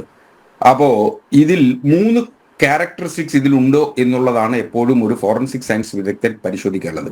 കണ്ണൂർ ഗവൺമെന്റ് മെഡിക്കൽ കോളേജിലെ ഡോക്ടർ പ്രജിത്ത് എന്ന് പറയുന്നത് പരിണിത പ്രജ്ഞനായിട്ടുള്ള HOD എന്ന് പറയുന്നത് പരിണിത പ്രജ്ഞനായിട്ടുള്ള ഒരു ഫോറൻസിക് സയൻസ് വിദഗ്ധനാണെന്നുള്ളതിൽ കേരളത്തിലെ പരിശോധിക്കാതെ അങ്ങ് ഇടപെടരുത് ദയവ് ചെയ്ത്. അങ്ങ് ഞാൻ ഈ പറയുന്നത് ക്ലാസ് എടുക്കാതെ ചോദ്യത്തിനുള്ള മറുപടി അല്ലല്ല, ഇത് സാധാരണ ഞങ്ങളെ പറയിപ്പിക്കാനാണ് ഇവിടെ വന്നിരിക്കുന്നത്. അങ്ങനല്ല, 2 തരത്തിലുള്ള മറുപടി അല്ല പ്രിയപ്പെട്ട ഷാജഹാൻ സാർ, 2 തരത്തിലുള്ള വിമർശകരുണ്ട്. ഫാക്ട് വെച്ചിട്ട് വിമർശിക്കുകയും വിമർശിക്കാൻ വേണ്ടി വിമർശിക്കുന്നവരുണ്ട്. ഫാക്സ് വെച്ചിട്ടാണ് അനിൽ വിമർശിച്ചത്. അല്ല, ഒരു ഫാക്സ് ഇല്ല ഇതിനകത്ത്. ഫാക്സ് നിങ്ങൾ ഈ ഫോറൻസിക് സയൻസിനെ കുറിച്ച് ബാലപാഠം അറിയാത്തത് കൊണ്ടാണ് ഇങ്ങനെ വർത്തമാനം പറയുന്നത്. പെറ്റഗൽ ഹെമറേജ് എന്ന് പറയുന്നത് ചോര പൊടിയുന്ന അവസ്ഥയാണ്. നിശ്ചയമായും അങ്ങനെ പെറ്റഗൽ ഹെമറേജ് ഉണ്ടായാൽ നിശ്ചയമായും വസ്ത്രങ്ങളിൽ ചോര പൊടിയും. വസ്ത്രത്തിൽ ചോര പൊടിയും അല്ലേ? ചോര ഉണ്ടാവും, പരിശോധിച്ച്. പിന്നെ 2, ആത്മഹത്യയാണെങ്കിൽ ഈ ഹാങ്ങിങ് ഡെത്തിന്റെ ഏറ്റവും വലിയ പ്രത്യേകത എന്ന് പറയുന്നത് യൂറിനറി ബ്ലാഡറും സ്റ്റൊമക്ക് എംപ്റ്റി ആയിരിക്കും. ഇത് സാധാരണഗതിയിൽ നാം കണ്ടുവരുന്ന ആത്മഹത്യകളിൽ ഭൂരിപക്ഷം വരുന്നത് ഇതൊക്കെ സയൻസാണ്. ആ സയൻസിനെ മാറ്റി കൗണ്ടറായിട്ട് ഒരു കാര്യം ചോദിച്ചോട്ടെ അഡ്വക്കേറ്റ് അസ്കർ. ഒരാൾ സ്വയം തൂങ്ങുകയാണെങ്കിൽ ആ മരണവെപ്രാളത്തിൽ അദ്ദേഹത്തിന്റെ ശരീരത്തിൽ മൊത്തം അദ്ദേഹം ഈ നഖമിട്ട് മാന്തിയതിന്റെ പാടുകളൊക്കെ കാണും. ഈ ഇവിടെ ഒന്നുമില്ല, ഒരു പരിക്കുമില്ല. അത് ചോദിക്കാലോ, എന്തുകൊണ്ടുണ്ടായി ശാന്തരായി തൂങ്ങി മരിക്കുകയായിരുന്നോ? അങ്ങനല്ല, അങ്ങ് ചോദിച്ചത് വളരെ കൃത്യമായിട്ടുള്ള ഒരു ചോദ്യമാണ്. എല്ലാ ആത്മഹത്യകളിലും അങ്ങ് വേണമെന്നില്ല. അങ്ങ് പരിശോധിക്കൂ. യഥാർത്ഥത്തിൽ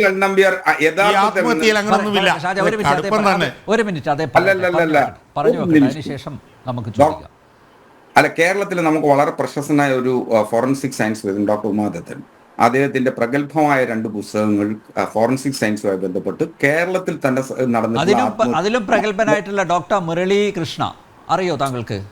കേരളത്തിലെ ആദ്യത്തെ ഫോറൻസിക് ഡയറക്ടർ രാജൻ കേസ് അടക്കം തെളിയിക്കുന്നതിൽ നിർണായകമായ കണ്ടെത്തൽ നടത്തിയ ഡോക്ടർ മുരളീകൃഷ്ണന്റെ പുസ്തകം കൂടെ വായിക്കണം കേട്ടോ.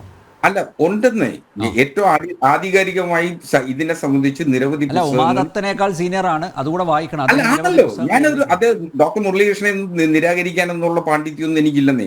ഞാനൊന്നും അദ്ദേഹത്തെ നിരാകരിക്കുന്നല്ല. ഞാൻ ഈ പറയുന്നത് ബേസിക് സയൻസ് ആണ്, ബേസിക് ഫോറൻസിക് സയൻസ് ആണ്.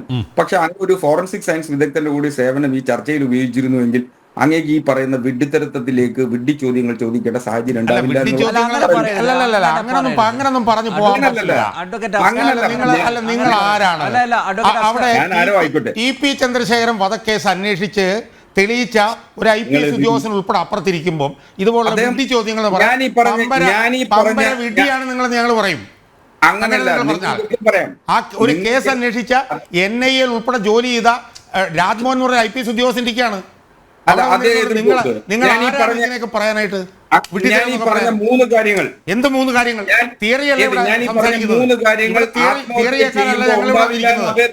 തിയറിയിലുള്ള പാണ്ഡിത്യം കേൾക്കാനല്ല ഞങ്ങൾ ഇവിടെ വന്നിരിക്കുന്നത്.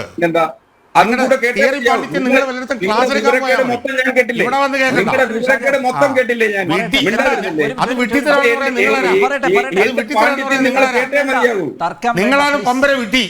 അങ്ങനല്ല, നിങ്ങളുടെ വിഡ്ഢിത്തരം മൊത്തം നിങ്ങളാണ് പമ്പര വിട്ടി. അപ്പൊ ഞാൻ വിഡ്ഢിത്തൊന്നും പറയരുത്. നിങ്ങൾ പറയരുത്. നിങ്ങൾ വലിയ കൂടിയ പണ്ഡിതനാണെന്ന് നോക്കണ്ട. നിങ്ങളൊരു സാധാരണ അഭിഭാഷകൻ മാത്രമാണ് നിങ്ങൾ. ഒരു മിനിറ്റ്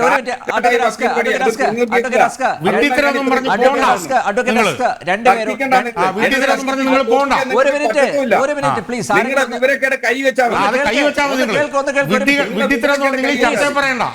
മാന്യമായി സംസാരിക്കും നിങ്ങൾ. നമ്മുടെ വിഷയം ഇതല്ല.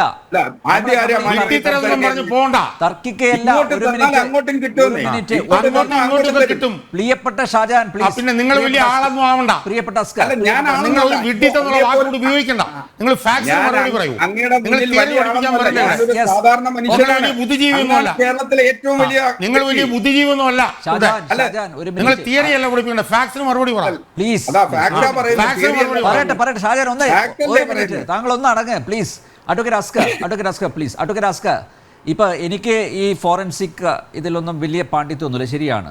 പക്ഷേ എൻ്റെ പരിമിതമായ അറിവുകളാണ് ഞാനിവിടെ ഷെയർ ചെയ്യുന്നത്. ഇത് കാണുന്ന പ്രേക്ഷകർക്കും ഇതിൽ വലിയ പാണ്ഡിത്യമൊന്നും ഉണ്ടാവാൻ ഇല്ല. ഞങ്ങൾ ഈ ഒരു ഫോറൻസിക് സർജനെയൊക്കെ ബന്ധപ്പെട്ടതായിരുന്നു. പക്ഷേ അസൗകര്യം കാരണമാണ് അദ്ദേഹത്തിന് വരാൻ പറ്റാതിരുന്നത്. പോട്ടെ. പക്ഷേ എങ്കിലും ഇത് വളരെ പ്രാഥമികമായിട്ടുള്ള ചില നമുക്ക് അടിസ്ഥാനപരമായിട്ടുള്ള ചില സംശയങ്ങൾ, ചോദ്യങ്ങളൊക്കെയാണല്ലോ. ഇപ്പോൾ താങ്കൾ പറഞ്ഞു ഒരു കാരണവശാൽ ബ്ലഡ് വരാൻ സാധ്യതയുണ്ടെന്നൊക്കെ പറയുന്നു. അതേസമയം അതുകൊണ്ടാണ് ഞാൻ ചോദിച്ചത്, അങ്ങനെയാണെങ്കിൽ ഇദ്ദേഹം സ്വയം തൂങ്ങിയതാണെങ്കിൽ ആ മരണവെപ്രാളത്തിൽ അദ്ദേഹത്തിൻ്റെ ശരീരത്തിൽ എന്തെങ്കിലും പാടുകളൊക്കെ കാണുമല്ലോ. അതില് എല്ലാ ആത്മഹത്യകളിലും വിരൽ തുമ്പുകൾ കൊണ്ട് തുടയിലോ കയ്യെത്തുന്ന ദൂരത്തോ വെപ്രാളത്തിനിടയിൽ ചൊറിഞ്ഞു പൊട്ടുന്ന സാഹചര്യം ഉണ്ടാവാറില്ല, മാന്തി പൊളിക്കുന്ന സാഹചര്യം ഉണ്ടാവാറില്ല. അങ്ങ് പരിശോധിക്കും. ഞാനിത് പറയുന്നത് 4 നൂറ്റാണ്ടോളമായി ക്രിമിനൽ കോടതികളിൽ ഒരു 300-ലധികം കൊലക്കേസുകൾ നടത്തിയിട്ടുള്ള ഒരു ക്രിമിനൽ അഭിഭാഷകൻ പ്രതിഭാഗത്തിന് വേണ്ടിയിട്ടാണ്. എന്ന നിലയിൽ എന്റെ പരിമിതമായ അനുഭവങ്ങളുടെ കൂടി പശ്ചാത്തലത്തിലാണ് ഞാൻ ഈ പറയുന്നത്. അപ്പോ അതിനെ നിരാകരിച്ചുകൊണ്ട് ഇനി KM ഷാജഹാൻ എന്ന് പറയുന്ന ബുദ്ധിജീവി എന്തു പറഞ്ഞാലും അത് സമ്മതിക്കില്ല. അങ്ങനെയാണെങ്കിൽ ഈ രക്തം വന്ന കാര്യം, ഇദ്ദേഹത്തിന്റെ അടിവശത്തിൽ രക്തമുണ്ടെന്ന കാര്യം, അത് എന്തുകൊണ്ടാണ് മറച്ചു വെച്ചത്? അത് ഇപ്പൊ ഇൻക്വസ്റ്റ് റിപ്പോർട്ടിൽ അവിടെ രണ്ട് പോസ്റ്റ്മോർട്ടം റിപ്പോർട്ടിൽ വന്നില്ല. ഞാൻ പറയാം. ഒന്ന്, ഇൻക്വസ്റ്റും പോസ്റ്റ്മോർട്ടവും രണ്ടാണ്. ശരിയാ, രണ്ടാണ്. അത് ആദ്യം അത് മനസ്സിലാക്കണം. വളരെ വലിയ അഭിപ്രായം. പ്ലീസ് രണ്ടാണ് സമ്മതിച്ചു. അറിഞ്ഞത് നന്നായി. അല്ല, അത് അറിയാത്ത കാര്യങ്ങളെ കുറിച്ച് പറയാതെ നിങ്ങൾക്ക് അറിയില്ലാത്തതും നിങ്ങൾക്ക് അനുഭവം ഇല്ലാത്ത കാര്യത്തെ കുറിച്ച് നിങ്ങൾ എന്തിനാ ഈ പറയുന്നത്? വെറുതെ കിടന്ന് പറയട്ടെ പ്ലീസ്. അതായത് ഇൻക്വസ്റ്റിന്റെ സമയത്ത് നിശ്ചയമായും വസ്ത്രങ്ങൾ മുഴുവൻ മാറി പരിശോധിക്കുക. അതിൽ ശരീരത്തിൽ ഏതൊരു മൃതശരീരത്തിൽ പാടുകളുണ്ടോ അല്ലെങ്കിൽ ഏതെങ്കിലും തരത്തിലുള്ള ഇഞ്ചുറീസ് ഉണ്ടോ എന്നുള്ളത് പരിശോധിക്കുക എന്നുള്ളതാണ് ഇൻക്വസ്റ്റ്. അത് അപ്പാരന്റ് കോസ് ഓഫ് ഡെത്ത് എന്ന് കണ്ടുപിടിക്കുക എന്നുള്ളതാണ് ഇൻക്വസ്റ്റിന്റെ പ്രാഥമികവും ആത്യന്തികവുമായിട്ടുള്ള ലക്ഷ്യം. ഇൻക്വസ്റ്റ് കഴിഞ്ഞു കഴിഞ്ഞാൽ അതിൽ നിന്ന് ലഭിക്കുന്ന വസ്ത്രങ്ങളാകമനം പാക്ക് ചെയ്ത് സീല് ചെയ്ത് അന്വേഷണ ഉദ്യോഗസ്ഥൻ സീല് ചെയ്ത് അത് ഫോറൻസിക് സയൻസ് വിദഗ്ധൻ, അതായത് പോസ്റ്റ്മോർട്ടം ഓട്ടോപ്സി ചെയ്യുന്ന വിദഗ്ധന്റെ അടുത്തേക്ക് എത്തിക്കും. അത് അതിൻ്റെ ഒരു നടപടിക്രമമാണ്. അതും ഇൻക്വസ്റ്റ് പരിശോധിച്ചതിന് ശേഷം, ഭൂരിഭാഗം കേസുകളിലും ഇൻക്വസ്റ്റ് പരിശോധിച്ചതിന് ശേഷം മാത്രമാണ് ഓട്ടോപ്സി സാധാരണഗതിയിൽ ഒരു ഫോറൻസിക് സർജൻ തുടങ്ങാറുള്ളത്. ആ ഓട്ടോപ്സി തുടങ്ങിക്കഴിഞ്ഞാൽ ആ ഓട്ടോപ്സി തീർന്നു കഴിയുമ്പോൾ ലഭിക്കുന്ന മുഴുവൻ വിവരങ്ങളുടെ അടിസ്ഥാനത്തിലാണ് റിപ്പോർട്ട് തയ്യാറാക്കുന്നത്. ഇതൊക്കെ നാട്ടിൽ നടക്കുന്ന കാര്യമാണ്. ഇതിലൊരാൾക്കും അങ്ങനെ എതിരഭിപ്രായം പറയാൻ പറ്റുമെന്ന് എനിക്ക് തോന്നുന്നില്ല. രണ്ട്, ഇതിൽ ഇപ്പോ ആത്മഹത്യയാണോ കൊലപാതകമാണോ എന്നുള്ളതാണ് പ്രാഥമികമായി ഇക്കാര്യത്തിൽ വരുന്നത്. ഞാൻ പരിശോധിച്ചതിൽ, എൻ്റെ അനുഭവ പരിജ്ഞാനത്തിൽ ഞാൻ പരിശോധിച്ച പോസ്റ്റ്മോർട്ടം റിപ്പോർട്ടിൽ അതിൽ നിന്ന് ലഭിക്കുന്ന വിവരം അത് ആത്മഹത്യയിലേക്ക് തന്നെ അസന്നിഗ്ധമായി പ്രഖ്യാപിക്കുന്ന തരത്തിലുള്ള ഒരു റിപ്പോർട്ടാണ് നമ്മുടെ മുന്നിലുള്ളത്. ഇനി സംശയമുണ്ട് എങ്കിൽ ഇപ്പൊ നിർഭാഗ്യവശാൽ ആ ബോഡി ബറിയഡ് അല്ല ചെയ്തിട്ടുള്ളത് എന്നുള്ളത് കൊണ്ട് നിർഭാഗ്യവശാൽ വീണ്ടും ഒരു ഓട്ടോപ്സിക്കുള്ള സാധ്യത ഇല്ലാതായിരിക്കുന്നു എന്നുള്ളത് നമ്മുടെ മുന്നിലുണ്ട്. അപ്പോൾ ലഭിക്കുന്നത് ഇനി ലഭിക്കാനുള്ളതെന്ന് പറഞ്ഞു കഴിഞ്ഞാൽ കെമിക്കൽ അനാലിസിസിലേക്ക് ആന്തരിക അവയവങ്ങളും ബ്ലഡ് സാമ്പിൾസും പ്രിസർവ് ചെയ്ത് അയച്ചിട്ടുണ്ട്. അദ്ദേഹത്തിന് നിങ്ങൾ എന്ത് മണ്ടത്തരെ പറയുന്നത്? അയച്ചിട്ടില്ലെന്ന് പറയരുത് ദയവ് ചെയ്ത്. അത് രാജ്മോഹൻ സാറിനോട് ചോദിച്ചാൽ അദ്ദേഹം പറയും എന്നേക്കാൾ റിപ്പോർട്ടിൽ വരില്ലെന്നേ. ഞാൻ വായിച്ചു പോസ്റ്റ്മോർട്ടം റിപ്പോർട്ടിൽ പറഞ്ഞിരിക്കുന്നത് ആന്തരികാവയവങ്ങൾ രാസപരിശോധനയ്ക്ക് അയച്ചു എന്നാണോ പറയുന്നത്? ആണോ? ദയവ് ചെയ്ത് അങ്ങ് പോസ്റ്റ്മോർട്ടം റിപ്പോർട്ട് ഇപ്പൊ ഇത് മുന്നിൽ വെച്ചുകൊണ്ട് സംസാരിക്കുന്നേ. ഞാൻ എന്റെ കയ്യിൽ എന്റെ ഫയലുകൾക്കിടയിൽ നിന്ന് ഞാൻ ഒരു 100 എണ്ണം ഇപ്പൊ എടുത്തു തരാം. 100 എണ്ണം തരാം. ഈ 100 എണ്ണത്തിലും എല്ലാ പോസ്റ്റ്മോർട്ടം റിപ്പോർട്ടിൽ പറയണമെന്നില്ല എന്നാണോ പറയുന്നത്? വേണമെന്നില്ല. എല്ലാ പോസ്റ്റ്മോർട്ടം റിപ്പോർട്ടുകളിലും ഇന്റേണൽ ഓർഗൻസ് പ്രിസർവ് ചെയ്ത് കെമിക്കൽ അനാലിസിസിന് അയച്ചു എന്നുള്ള രീതിയിൽ വരണമെന്നില്ല. ഇല്ലാത്ത റിപ്പോർട്ടുകൾ ഒന്നല്ല, ഒരു 100 എണ്ണം എനിക്ക് കണ്ടെത്തി തരാൻ കഴിയും. ഞാനിത് നിങ്ങൾ തർക്കിക്കരുത്, അതുകൊണ്ടാണ് ഞാൻ പറയുന്നത്. ഇതില് സെപ്പറേറ്റ് റിപ്പോർട്ടായിട്ട് കെമിക്കൽ അനാലിസിസ് റിക്വസിഷനോടുകൂടി സെപ്പറേറ്റ് റിക്വസ്റ്റോടുകൂടി ഫോറൻസിക് സയൻസ് വിദഗ്ധൻ നിശ്ചയമായും അത് ചെയ്തിരിക്കും. അദ്ദേഹത്തിന്റെ ലോഗ് ബുക്കിൽ അന്ന് നടന്നിട്ടുള്ള മുഴുവൻ വിവരങ്ങളും രേഖപ്പെടുത്തിയിരിക്കും. രേഖപ്പെടുത്തണമെന്നാണ് ചട്ടം. കേരള മെഡിക്കൽ ലീഗൽ റൂൾസ് അനുസരിച്ച് അത് രേഖപ്പെടുത്തണം. അങ്ങനെ ചെയ്തിരിക്കും. അതിലൊന്നും ഒരു തർക്കവും വേണ്ട കാര്യത്തിൽ. ഇതിനെ മറികടന്നുകൊണ്ട് ഒരു അതും കേരള ഹെൽത്ത് യൂണിവേഴ്സിറ്റിയുടെ കീഴിൽ പ്രവർത്തിക്കുന്ന കണ്ണൂർ ഗവൺമെന്റ് മെഡിക്കൽ കോളേജിലെ HODക്ക് ചെയ്യാൻ വിഡ്ഢിത്തരം മാത്രമാണ്. അങ്ങനെ നമുക്ക് വിമർശിക്കാം. അദ്ദേഹം ചെയ്ത അതിന് വരിയിൽ എഴുതിയിരിക്കുന്നതിൻ്റെ അകത്ത് ഉണ്ടായിട്ടുള്ള അക്ഷരങ്ങളെ നമുക്ക് വിമർശിക്കാം. ഇതൊക്കെ നമുക്ക് വിമർശിക്കാനുള്ള സാഹചര്യം. നവീൻ ബാബുവിന്റെ ബന്ധുവാണ് ഇന്നലെ അഡ്വക്കേറ്റ് അനിൽ നായരാണ് ഇന്നലെ പറഞ്ഞത് രാസപരിശോധനയ്ക്ക് ഈ ആന്തരിക അവയവങ്ങൾ അയച്ചിട്ടില്ലെന്ന്. അയക്കാതിരിക്കാൻ കഴിയില്ലെന്നേ. അല്ല, അത് നിങ്ങൾ ആ കേസ് ഡയറി പരിശോധിക്കുമ്പോ വളരെ കൃത്യമായിട്ട് അത് കാണും.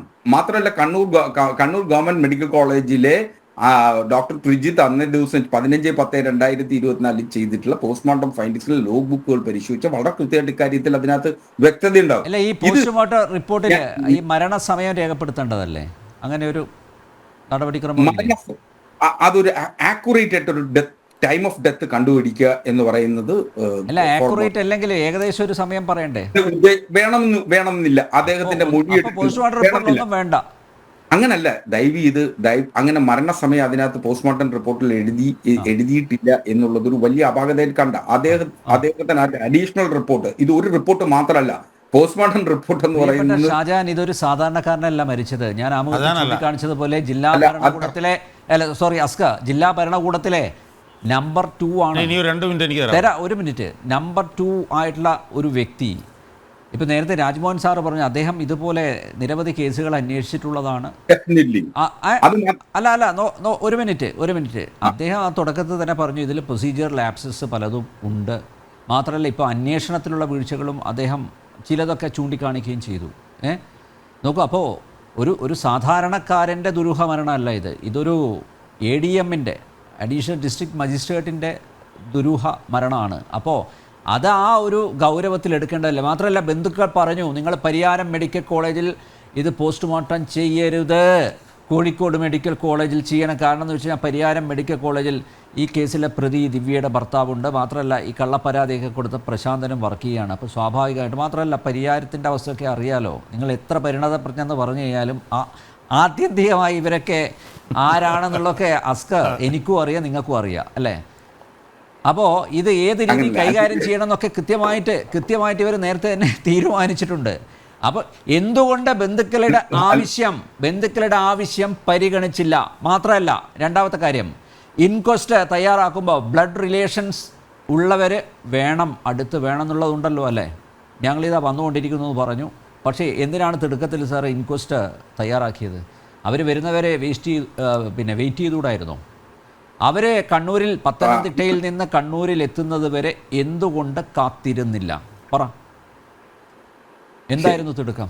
ആർക്കായിരുന്നു തിടുക്കം? ഡയറക്ടർ ജനറൽ ഓഫ് പോലീസിന്റെ ഒരു ഇൻഫർമേഷൻ, ഒരു ഇൻക്വസ്റ്റ് സ്റ്റാർട്ട് ചെയ്യുന്നതിനുള്ള ഇൻഫർമേഷൻ ലഭിച്ച 4 മണിക്കൂറിനുള്ളിൽ ഇൻക്വസ്റ്റ് പൂർത്തീകരിക്കണമെന്നുള്ള ഒരു സർക്കുലർ നിലവിലുണ്ട്. 1. പോട്ടെ. 2, ഇപ്പോ ഒരാൾ തൂങ്ങി മരിച്ചു നിൽക്കുന്നതായി പോലീസിന് ഇൻഫർമേഷൻ ലഭിക്കുന്നു, പോലീസ് വന്ന് കാണുന്നു. ബന്ധുക്കൾ വരുന്നതുവരെ അത് കാത്തിരിക്കുക എന്ന് പറയുന്നത് മൃതദേഹത്തോട് കാണിക്കുന്ന അനാദരവ് കൂടിയാണ്. സ്വാഭാവികമായും റവന്യൂവിലെ ഏറ്റവും സീനിയർ മോസ്റ്റ് ആയിട്ടുള്ള ഒരു ഉദ്യോഗസ്ഥൻ എന്ന നിലയിൽ ഇൻക്വസ്റ്റ് നടത്തുന്നതിന് 5ഓളം സ്വതന്ത്ര സാക്ഷികൾ, റവന്യൂവിലെ സീനിയർ ഉദ്യോഗസ്ഥന്മാരെ അടക്കം 5ഓളം സ്വതന്ത്ര സാക്ഷികളുടെ സാന്നിധ്യത്തിലാണ് ഇൻക്വസ്റ്റ് നടത്തിയത്. ഇനി ഒരു പക്ഷേ നിൽക്കുകയാണെന്ന് ജില്ലാ കളക്ടറെ പോലും നവീൻ ബാബുവിന്റെ ബന്ധു സംശയിക്കുന്നു സാർ. അങ്ങനല്ല, അന്നേ ദിവസം 2024 പഠിച്ചതല്ലേ അവരൊക്കെ പറയൂ, അല്ലേ? പഠിപ്പിച്ച് വിട്ടതല്ലേ അവരൊക്കെ പുറത്ത് പറയൂ. നമ്മൾ ഇൻക്വസ്റ്റിനെ പോസ്റ്റ്മോർട്ടം, നമ്മൾ ഇതിന്റെ പൊളിറ്റിക്കൽ വശം വിട്ടുകൊണ്ട് ഇൻക്വസ്റ്റിനെ പോസ്റ്റ്മോർട്ടത്തെ സമീപിച്ചാൽ നിങ്ങൾ നിൽക്കുന്ന വാദമുഖങ്ങൾ വിജയിക്കില്ല. മറിച്ച് സമയബന്ധിതമായി തീർക്കുക എന്നുള്ളത് നിയമപരമായ പോലീസിന്റെ ബാധ്യതയാണ്. ആ നിയമപരമായ ബാധ്യത പോലീസ് ചെയ്തിട്ടുണ്ട്, ഒരു സംശയം. ഈ നിമിഷം പോയേ പറ്റൂ അസ്ക. ശ്രീ ടി.കെ. രാജ്മോഹൻ, ഈ പറഞ്ഞതൊക്കെ ഉണ്ടോ? ഈ DGPയുടെ സർക്കുലറൊക്കെ ഉണ്ടോ? 4 മണിക്കൂർ വരെ ഇത് വെക്കാൻ പറ്റുള്ളൂ, ബോഡി വെക്കാൻ പറ്റുള്ളൂ എന്നൊക്കെ ഉണ്ടോ?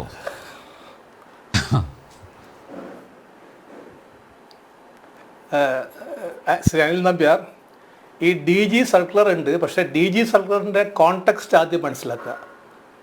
ആ സർക്കുലറിൻ്റെ കോണ്ടെക്സ്റ്റ് ആരെങ്കിലും അറിയപ്പെടാതെ dead body, unclaimed dead body, അല്ലെങ്കിൽ വേറെ ചില സാഹചര്യങ്ങളിലെ ഡെഡ് ബോഡി, അത്രത്തെ ഡെഡ് ബോഡി ഈ പറഞ്ഞ മാതിരി നിങ്ങൾ വെച്ചിരിക്കരുതെന്ന് പറഞ്ഞാൽ ആ സർക്കുലറാണത്. സർക്കുലർ ഡീറ്റെയിൽ ആയി ഫുൾ വായിക്കുക. 2021 വന്ന സർക്കുലർ, 21 സർക്കുലറാണത്. അതിൻ്റെ കോണ്ടെക്സ്റ്റ് പറയാണ്. അത് പല സംഭവങ്ങൾ റിപ്പോർട്ടാണ്. ആ കോണ്ടെക്സ്റ്റിലാന്ന് പറയുന്നത് നിങ്ങൾ ഡെത്ത് റിപ്പോർട്ട് ചെയ്യണം, ഡെത്ത് ഇമ്മീഡിയറ്റ് റിപ്പോർട്ട് ചെയ്യണം എന്ന് പറഞ്ഞ ഒരു സർക്കുലറാണത്. ആ സർക്കുലറും ഇത് സർക്കുലർ തമ്മിൽ ദയവ് ചെയ്ത് കൂട്ടിക്കഴക്കരുത്. നമ്പർ 1. എനിക്ക് പറയാനുള്ളത്, വലിയ കോൺട്രഡിക്ഷൻ ഉണ്ട്. അങ്ങ് വഴങ്ങുമെങ്കിൽ ഒരു ചോദ്യം. Oh sure. ഒരാൾ ആത്മഹത്യ ചെയ്ത് അല്ലെങ്കിൽ ഒരു ഹാങ്ങിങ്ങിലായിട്ട് ചോദിക്കാം. ഒരാൾ ഹാങ്ങിങ്ങിൽ നിൽക്കുന്ന സാഹചര്യത്തിൽ പോലീസ് കാണുന്നു. പോലീസിന് എന്തെങ്കിലും അധികാരമുണ്ടോ? ഇൻക്വസ്റ്റ് തയ്യാറാക്കുന്നതിന് മുമ്പ് കട്ട് ചെയ്ത് ബോഡി തറയിൽ നിർത്തി ബന്ധുക്കൾ വരുന്നത് വരെ സൂക്ഷിക്കുന്നതിനോ പ്രിസർവ് ചെയ്യുന്നതിനോ പോലീസിന് എന്തെങ്കിലും വിശിഷ്യ അധികാരം നൽകിയിട്ടുണ്ടോ?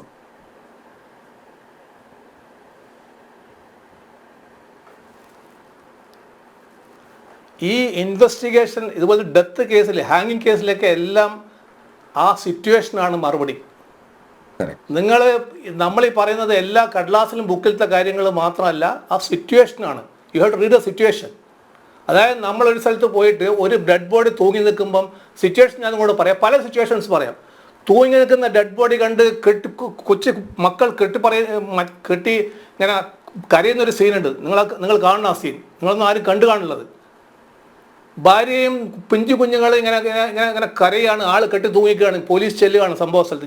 ഞാൻ ചെന്നിട്ടുണ്ട്, ഞാൻ ഇമ്മീഡിയറ്റ് ആയിട്ട് ഞാൻ അറത്തിട്ടുണ്ട്. The responsibility goes to me. അങ്ങനെ ഓരോ സിറ്റുവേഷൻ, ഓരോ സ്ഥലത്തും ഓരോ സിറ്റുവേഷനാണ് മിസ്റ്റർ ഹാസ്കർ. അത് നമ്മളത് ജനറലൈസ് ചെയ്യരുത്. അപ്പോൾ അത് നമ്മൾ ചോദ്യങ്ങളല്ല. ഈ നിങ്ങൾ പറഞ്ഞ ഈ സർക്കുലർ ആ കോണ്ടെക്സ്റ്റ് വളരെ ക്ലിയർ ആണ്. ഈ കോണ്ടെക്സ്റ്റിലല്ല. പിന്നെ ആരോ ഒരാൾ തൂങ്ങിയതല്ല, അഡീഷണൽ ഡിസ്ട്രിക്ട് മജിസ്ട്രേറ്റ് തൂങ്ങിയിരിക്കുകയാണ്. നിങ്ങൾ ആ സിറ്റുവേഷൻ മനസ്സിലാക്കണം. അഡീഷണൽ ഡിസ്ട്രിക്ട് മജിസ്ട്രേറ്റ് തൂങ്ങിക്കിടന്നാൽ ആ ജില്ലയിലത്തെ നമ്പർ 2 ഓഫീസർ തൂങ്ങി നിൽക്കുകയാണ്. നിങ്ങളുടെ ജില്ലാ കളക്ടർ നാളെ തൂങ്ങി നിൽക്കുകയാണ്.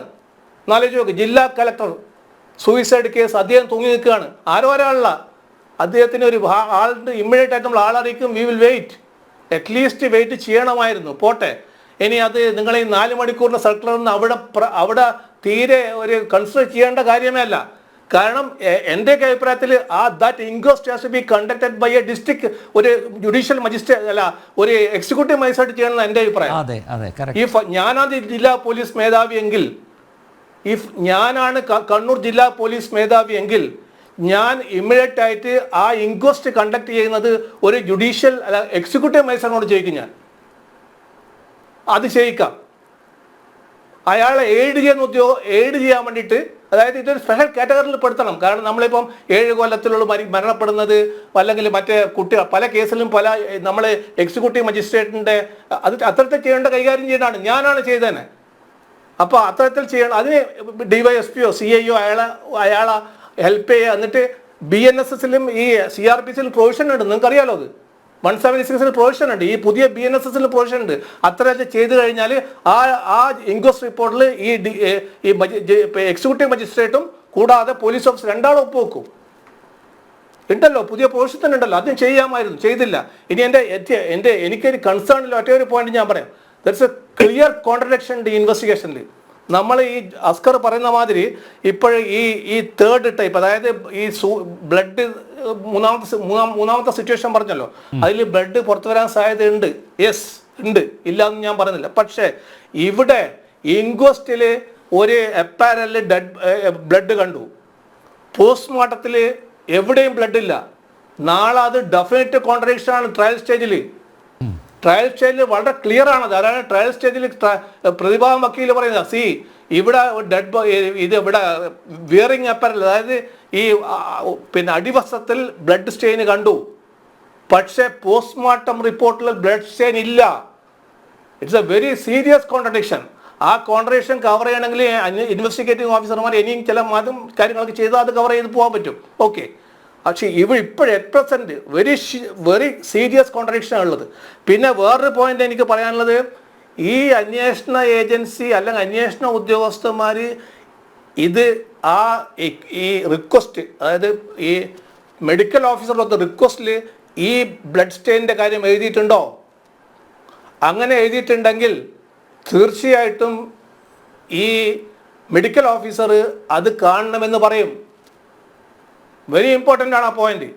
അങ്ങനെ എഴുതിയിട്ടുണ്ടെങ്കിൽ കാണണമെന്ന് പറയും, എഴുതിയിട്ടില്ലെങ്കിൽ അദ്ദേഹം അറിയില്ല. ഈ പറഞ്ഞ മാതിരി നേരത്തെ പാക്ക് ചെയ്തിട്ട് അത് മെഡിക്കൽ കെമിക്കൽ എക്സാമിനേഷൻ അയക്കും. Okay, fine. ഇനി വേറൊരു പോയിന്റ് എനിക്ക് പറയാനുള്ളത്, ഈ മെഡിക്കൽ ഓഫീസർ PM സർട്ടിഫിക്കറ്റിൽ അദ്ദേഹം ഒരു എക്സാക്റ്റ് അത് ഈ നമ്മളുള്ളിലുള്ള ആന്തരാവയവം കെമിക്കൽ എക്സാമിനേഷൻ അയച്ചൊന്നും സാധാരണ എഴുതാറുണ്ട്, ഇതിൽ എഴുതി കാണുന്നില്ല. അപ്പോൾ അദ്ദേഹം അത് ട്രയൽ സ്റ്റേജിൽ വന്ന് പറയും, ഇല്ല ഞാൻ എഴുതാൻ വിട്ടുപോയതാണ്, അല്ലെങ്കിൽ ഞാൻ എഴുതാറില്ല എന്ന് പറയേണ്ടി വരും. അതും പ്രതിഭാഗത്തിന് ഒരു ട്രയൽ സ്റ്റേജിൽ തീർച്ചയായിട്ടും അതും ഹെൽപ്ഫുള്ളാണ്. അങ്ങനെ അതിൽ മിസ്റ്റർ അസ്കർ, എനിക്ക് തോന്നുന്നു ഇതിൽ ഒരുപാട് കോൺട്രഡിക്ഷൻ ഞാൻ കാണുന്നുണ്ട്.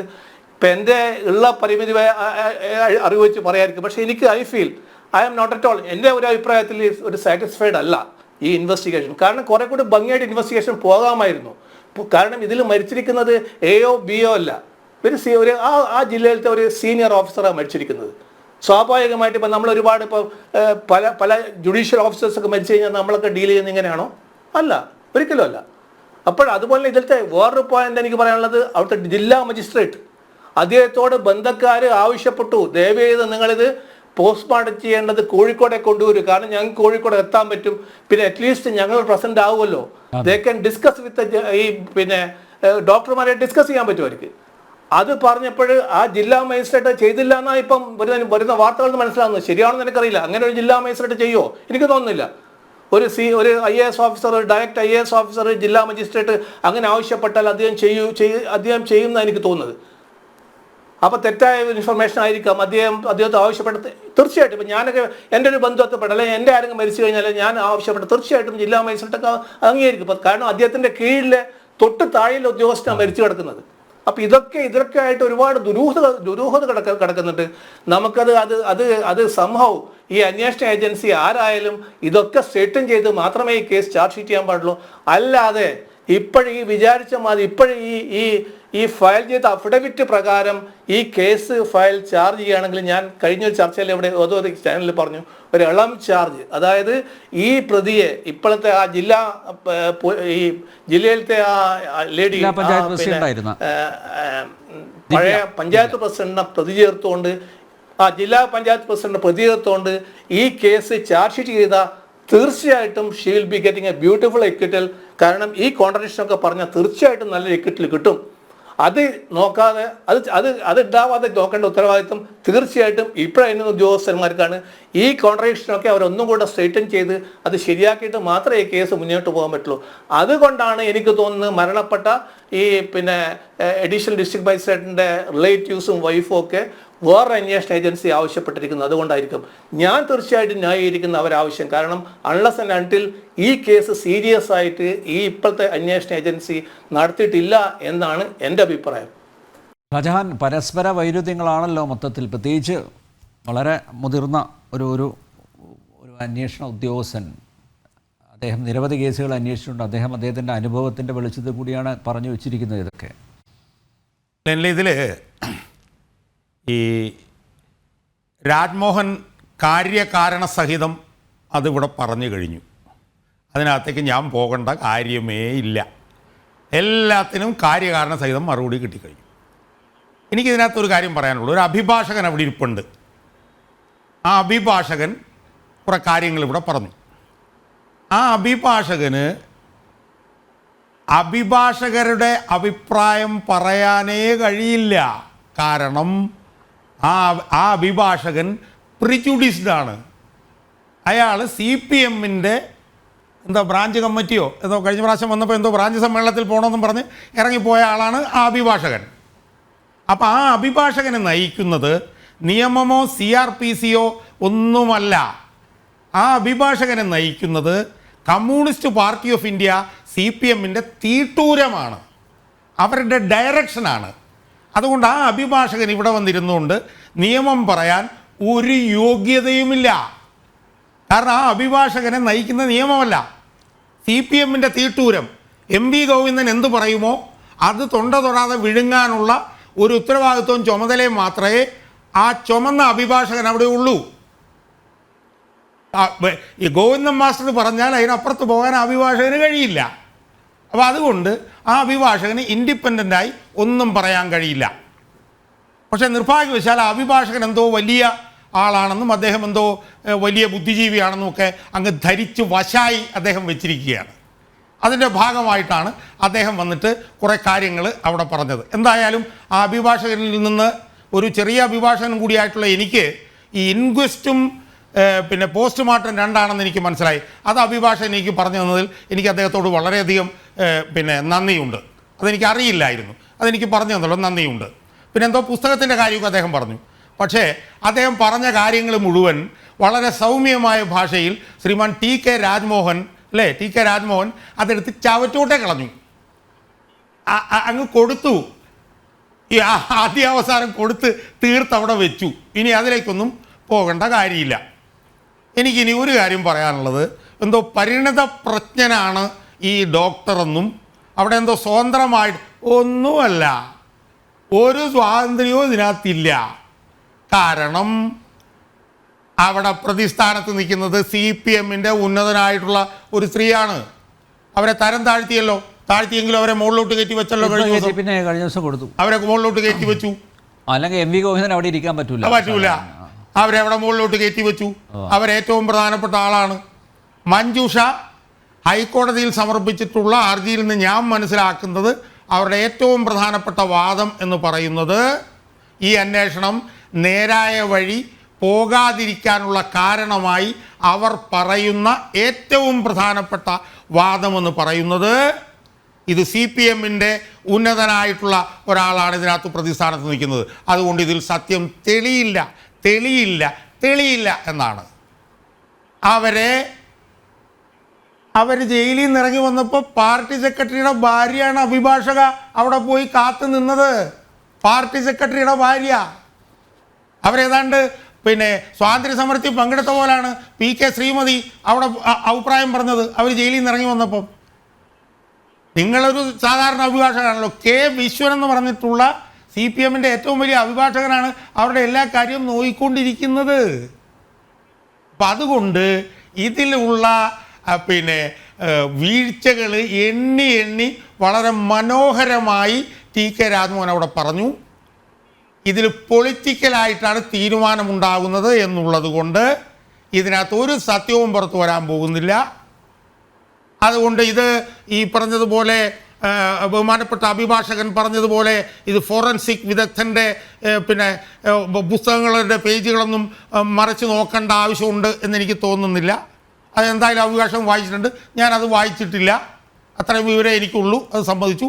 പക്ഷേ അന്വേഷണത്തിൽ പങ്കെടുത്ത ഈ പിന്നെ തൂങ്ങിക്കിടന്നപ്പോൾ അത് വെട്ടി താഴെയിട്ടിട്ടുള്ള ഒരു സീനിയർ പോലീസ് ഉദ്യോഗസ്ഥനാണ് അവിടെ ഇരിക്കുന്നത്. ആ പോലീസ് ഉദ്യോഗസ്ഥൻ TP ചന്ദ്രശേഖരൻ വധക്കേസ് അന്വേഷിച്ച് കണ്ടുപിടിച്ചത് ആ പോലീസ് ഉദ്യോഗസ്ഥൻ്റെ കഴിവ് കൊണ്ടല്ല എന്ന് ഞാൻ പറയുന്നില്ല, കഴിവുകൊണ്ടാണ്. പക്ഷേ അത്തരം പോലീസ് ഉദ്യോഗസ്ഥന്മാരെ സർവസ്വതന്ത്രമായി കേസ് കണ്ടുപിടിക്കാൻ കയറൂരി വിട്ട ഒരു ആഭ്യന്തര മന്ത്രി അവിടെ ഉണ്ടായിരുന്നുകൊണ്ടാണ്. തിരുവഞ്ചൂർ രാധാകൃഷ്ണൻ എന്ന് പറഞ്ഞൊരു ആഭ്യന്തര മന്ത്രി അത് കണ്ടുപിടിച്ചിട്ട് വരൂ എന്ന് പറഞ്ഞ് ഈ TK രാജ്മോഹനും അതുപോലെ മറ്റുള്ളവർക്കും എല്ലാം സ്വാതന്ത്ര്യം കൊടുത്തുകൊണ്ടാണ്. അതുകൊണ്ട് ഈ ചുമന്ന അഭിഭാഷകനൊന്ന് മനസ്സിലാക്കേണ്ടത്, പിണറായി വിജയൻ എന്ന് പറഞ്ഞിട്ടുള്ള മന്ത്രി, ആഭ്യന്തരമന്ത്രി ഇതിനൊന്നും അനുവാദം കൊടുക്കില്ല. എം വി ജയരാജൻ എന്ന് പറഞ്ഞ നിങ്ങൾ പാർട്ടി മെമ്പറായിട്ടുള്ള നിങ്ങളുടെ കണ്ണൂർ ജില്ലാ സെക്രട്ടറി എന്താ പ്രസംഗിച്ചേ? കൈക്കൂലി മേടിച്ചെന്നും കൈക്കൂലി മേടിച്ചില്ലെന്നും രണ്ടഭിപ്രായം ഉണ്ടെന്ന് അയാൾ പ്രസംഗിച്ചില്ലേ? അപ്പം അതുകൊണ്ട് ഷാജാൻ ഈ ഒരു കാര്യം കൂടെ, അതായത് MV ജയരാജൻ അന്ന് മൃതദേഹം അനുഗമിച്ച് പത്തനംതിട്ട വരെ പോയല്ലോ. MV ജയരാജൻ അത് പാർട്ടിക്കാർ തന്നെ പറയുന്നതാണ് കേട്ടോ. അതായത് ഇത് ഈ സംസ്കാരം ദഹിപ്പിക്കൽ അവിടെ ഉണ്ടാവും എന്ന് ഉറപ്പിക്കാൻ വേണ്ടിയാണ് ജില്ലാ സെക്രട്ടറി പോയത്. അല്ലാതെ നവീൻ ബാബുവിനോടുള്ള സ്നേഹം കൊണ്ടതല്ല. കാരണം അഥവാ ഇത് അടക്കം ചെയ്യുകയാണെങ്കിൽ, ദഹിപ്പിക്കാതെ അടക്കം ചെയ്യുകയാണെങ്കിൽ വീണ്ടും ഒരുപക്ഷെ അതൊരു റീപോസ്റ്റ്മോർട്ടത്തിലേക്ക് പോകും എന്നൊക്കെ ഉള്ളതുകൊണ്ട് ഇത് എല്ലാം ദഹിപ്പിച്ചതിന് ശേഷമാണ് അദ്ദേഹം സ്ഥലം വിട്ടത്. ഇല്ലേ? അനിലിനും പാർട്ടിക്കാര് തന്നെ പറയുന്നതാണ്. എന്റെ ഭാവനയിൽ അനിലേ, ഇത് അനിലിനും പറയാം എനിക്കും പറയാം. പക്ഷെ അവിടെ ഇരിക്കുന്ന പാർട്ടി മെമ്പർക്ക് ഇത് പറയാൻ പറ്റില്ല. പാർട്ടി മെമ്പർക്ക് അവരുടെ തീട്ടൂരം അനുസരിച്ച് മാത്രമേ പറയാൻ പറ്റുള്ളൂ. അവിടെയുള്ള പാർട്ടി കണ്ണൂരിലെ പാർട്ടി മെമ്പർമാർ രഹസ്യമായി പറയുന്നുണ്ട് MV ഗോവിന്ദൻ എന്തിനാ കൂടെ പോയെന്ന്. ഇപ്പൊ ഉദയഭാനുവിന്റെ ശബ്ദം കേൾക്കുന്നില്ല, മലയാളപ്പുഴ മോഹനന്റെ ശബ്ദം കേൾക്കുന്നത്, എല്ലാം മാളത്തിൽ ഒളിച്ചിരിക്കുകയാണ്. എല്ലാവരും തീർന്നു. അതെ, അതുകൊണ്ട് ഈ പോസ്റ്റ്മോർട്ടം ഹേസ്റ്റി ആയിട്ടാണ് നടന്നത് എന്നുള്ളത് വളരെ കൃത്യമായി മഞ്ജുഷ പറഞ്ഞിട്ടുണ്ട്. ഇന്നലെ അനിൽ പി നായരും പറഞ്ഞിട്ടുണ്ട്. അനിൽ പി നായർ എന്താണ് പറഞ്ഞത്? ആദ്യം പോലീസ് കമ്മീഷണറെ വിളിച്ചു, ഏതോ ഒരുത്തനെ വിളിച്ചു, അവിടെ അയാളെ വിളിച്ചിട്ട് ഇത് അവിടെ ചെയ്യരുതെന്ന് പറഞ്ഞു. കളക്ടറെ വിളിക്കാൻ പറഞ്ഞു. അപ്പോൾ അയാൾ കളക്ടറെ വിളിക്കാൻ പറഞ്ഞു. ആദ്യം കളക്ടറെ വിളിച്ചപ്പോൾ ഫോൺ എടുത്തില്ല. അത് കഴിഞ്ഞ് കളക്ടറെ വിളിച്ചപ്പോഴത്തേക്ക് കളക്ടർ പറഞ്ഞ എന്താണ്? ഞാനുണ്ടല്ലോ എന്നാണ് പറഞ്ഞത്. ഞാനുണ്ടല്ലോ. ആ കളക്ടർ ഇപ്പോൾ എവിടെയാണ് നിൽക്കുന്നത്? പ്രതിയല്ലേ അയാള് പ്രതിയല്ലേ? പിന്നെ ഈ പാർട്ടി മെമ്പർ, ഈ അഭിഭാഷകനല്ല, ഈ പാർട്ടി മെമ്പറായിട്ടുള്ള അഭിഭാഷകൻ ഇവിടെ വന്നിരുന്നുകൊണ്ട് 5 സ്വതന്ത്രരുടെ സാന്നിധ്യത്തിലാണ് പോസ്റ്റ്മോർട്ടം. ഓ എൻ്റെ അമ്മോ, 5 സ്വതന്ത്രർ, അവരങ്ങ് സ്വതന്ത്രമായിട്ട് പറയുന്നവരാ. അല്ല, അവര് ഭയങ്കര സ്വതന്ത്രമാ. നിങ്ങൾ അഭിഭാഷകനാണോ പാർട്ടി മെമ്പറാണോ? നിങ്ങളെ നയിക്കുന്നത് നിയമമാണോ അതോ AK സെന്ററിലെ നിയമമാണോ? ഏത് നിയമമാണ്? അതുകൊണ്ട് ഇവിടെ പിണറായി വിജയന്റെ കീഴിൽ ഈ കേസ് തെളിയില്ല എന്നുള്ളത് പാർട്ടി മെമ്പറായിട്ടുള്ള അഭിഭാഷകനായിട്ടുള്ള നിങ്ങൾക്കൊഴിച്ച് ബാക്കി എല്ലാവർക്കും അറിയാം എങ്ങനെയാണ് പോകുന്നതെന്നുള്ളത്. അതങ്ങനെ വരും എന്നാണ് അവർ കരുതി, നിങ്ങൾ ഉൾപ്പെടെ കരുതി വെച്ചിരിക്കുന്നത്. ഞാൻ രാജ്മോഹൻ സാറിനോട് ഒരു കാര്യം കൂടി ചോദിച്ചോട്ടെ സാർ. ഈ ഓട്ടോപ്സി പ്രൊസീജിയറിൻ്റെ വീഡിയോ എടുക്കേണ്ടതല്ലേ? പ്രത്യേകിച്ച് ഇതൊരു ഒരു കോൺട്രവേഴ്സ്യൽ ഡെത്ത് ആയതുകൊണ്ട് എടുത്തു വെക്കേണ്ടതല്ലേ? അല്ലേ?